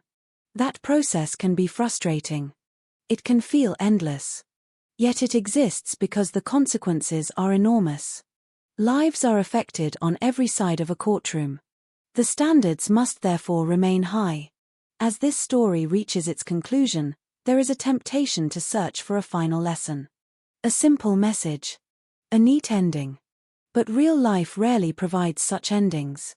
Real life leaves complexity. Real life leaves grief.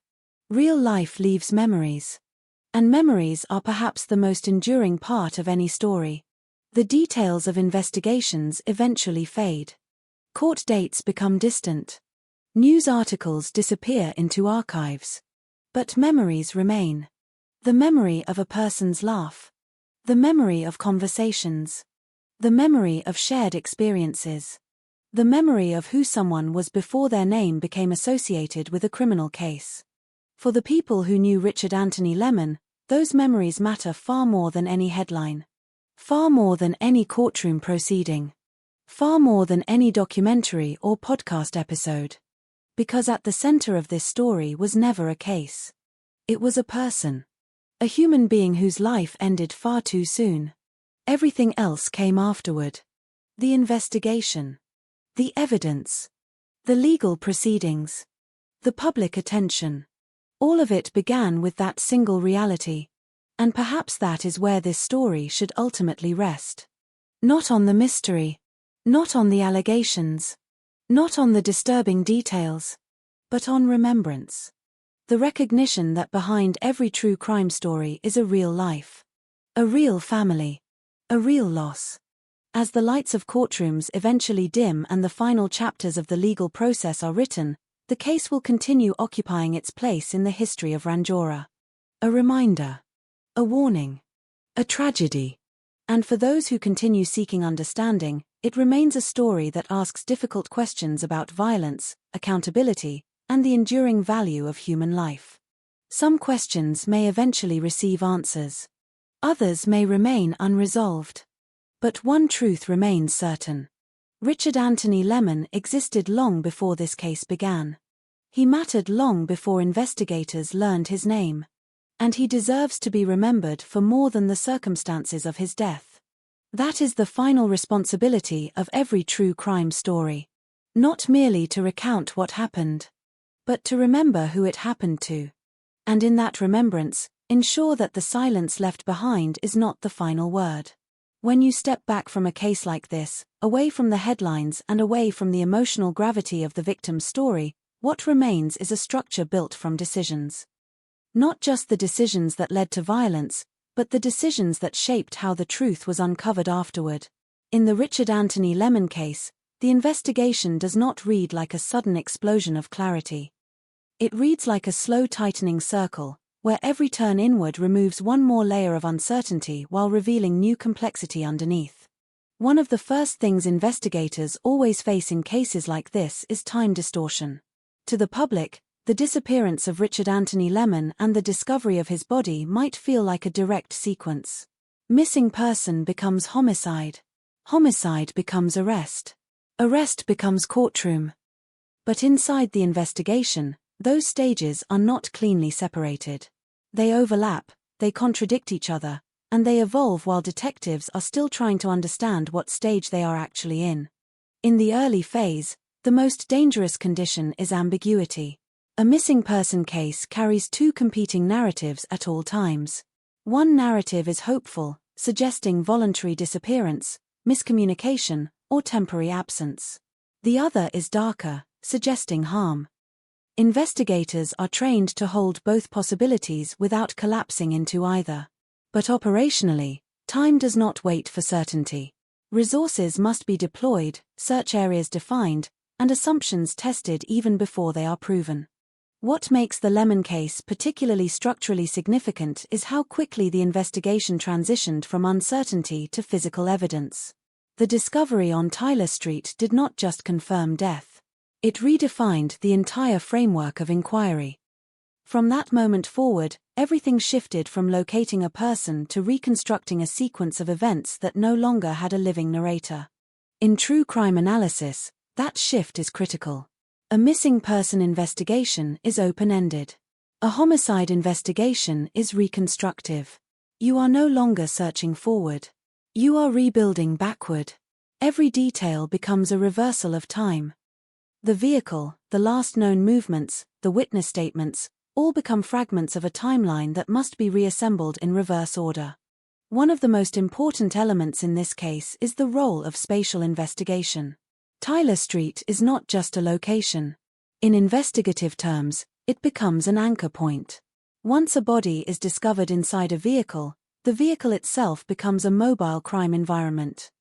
Unlike a fixed scene, a vehicle introduces the possibility of multiple environments interacting with the crime. Where it traveled, where it was stopped, and where it was ultimately found all become separate investigative nodes. This is where modern homicide investigation becomes deeply analytical. Police are no longer simply asking what happened. They are mapping probability chains. If a vehicle is present at a certain location at a certain time, what does that imply about access? If it is later found elsewhere, what does that imply about movement? Each assumption generates a branch of inquiry. Each branch requires verification. Another key aspect of this case is evidentiary layering. In many homicides, investigators rely on a single breakthrough piece of evidence. A confession, a weapon, or a clear surveillance recording. In more complex cases, there is no single turning point. Instead, there is accumulation. Phone data, witness accounts, forensic analysis, vehicle tracking, behavioral patterns. Each layer is not decisive on its own, but together they begin to constrain the range of possible explanations until only one or two remain viable. This is likely what occurred leading up to the June 3, 2023 arrest of Michael Scott Roger. From a storytelling perspective, it appears sudden. From an investigative perspective, it is the endpoint of narrowing possibilities. By the time an arrest is made in a case like this, the suspect is not chosen. The suspect is eliminated from a shrinking field of uncertainty until they remain as the most defensible evidentiary conclusion. However, something important must be understood about arrests in active homicide investigations. An arrest is not closure. It is a procedural threshold. It signals that investigators believe the evidentiary standard for prosecution has been met, but it does not resolve the narrative. In fact, it often expands it. Because once a suspect is charged, the investigation shifts again into a dual-track system, building the prosecution case while continuing to resolve unanswered investigative questions. The Lemon case contains one of the more psychologically difficult elements for investigators, which is incomplete recovery. When not all remains are recovered, the investigation never achieves full physical closure.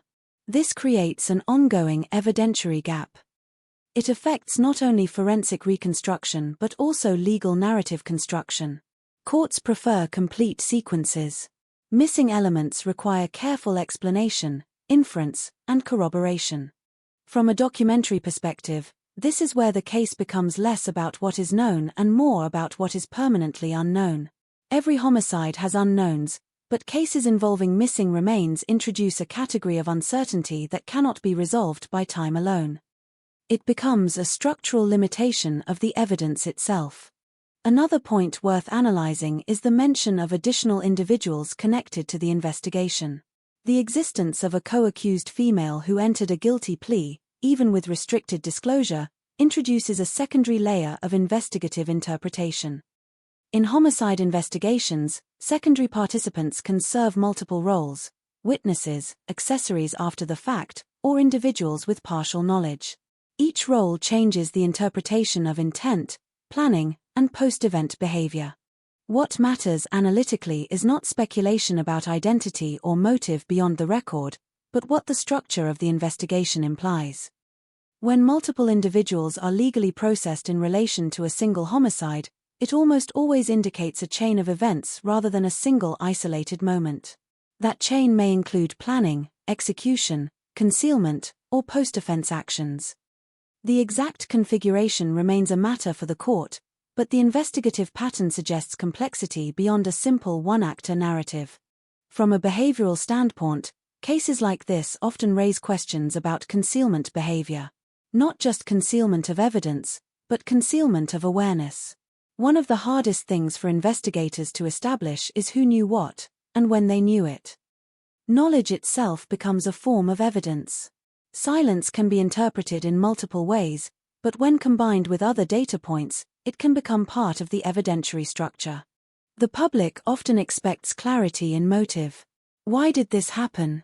But in investigative reality, motive is often the last element to solidify, and sometimes it remains partially inferred rather than explicitly proven.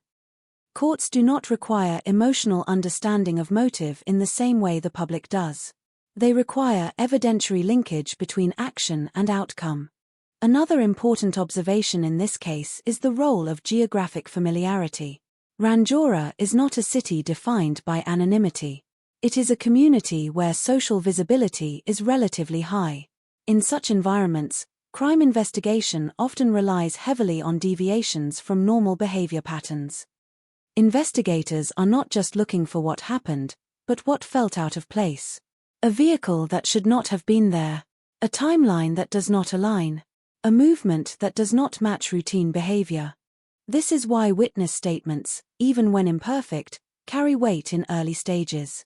They help define the boundaries of normality. Once those boundaries are mapped, investigators can identify anomalies.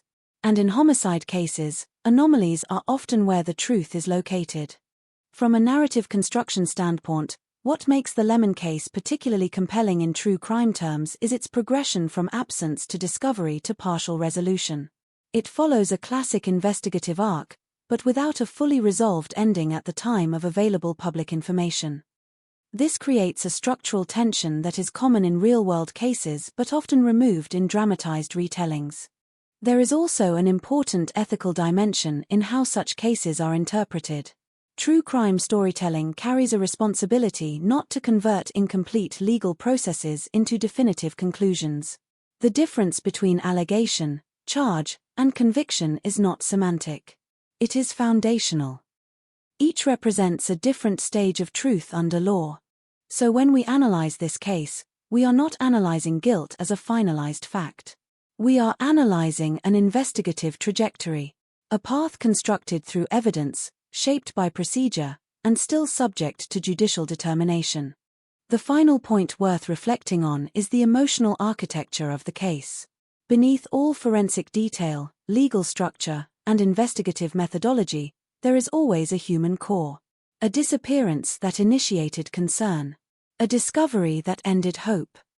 A legal process that attempts to translate loss into accountability. From a director's perspective, what lingers most is not any single piece of evidence. It is the gap between knowledge and experience.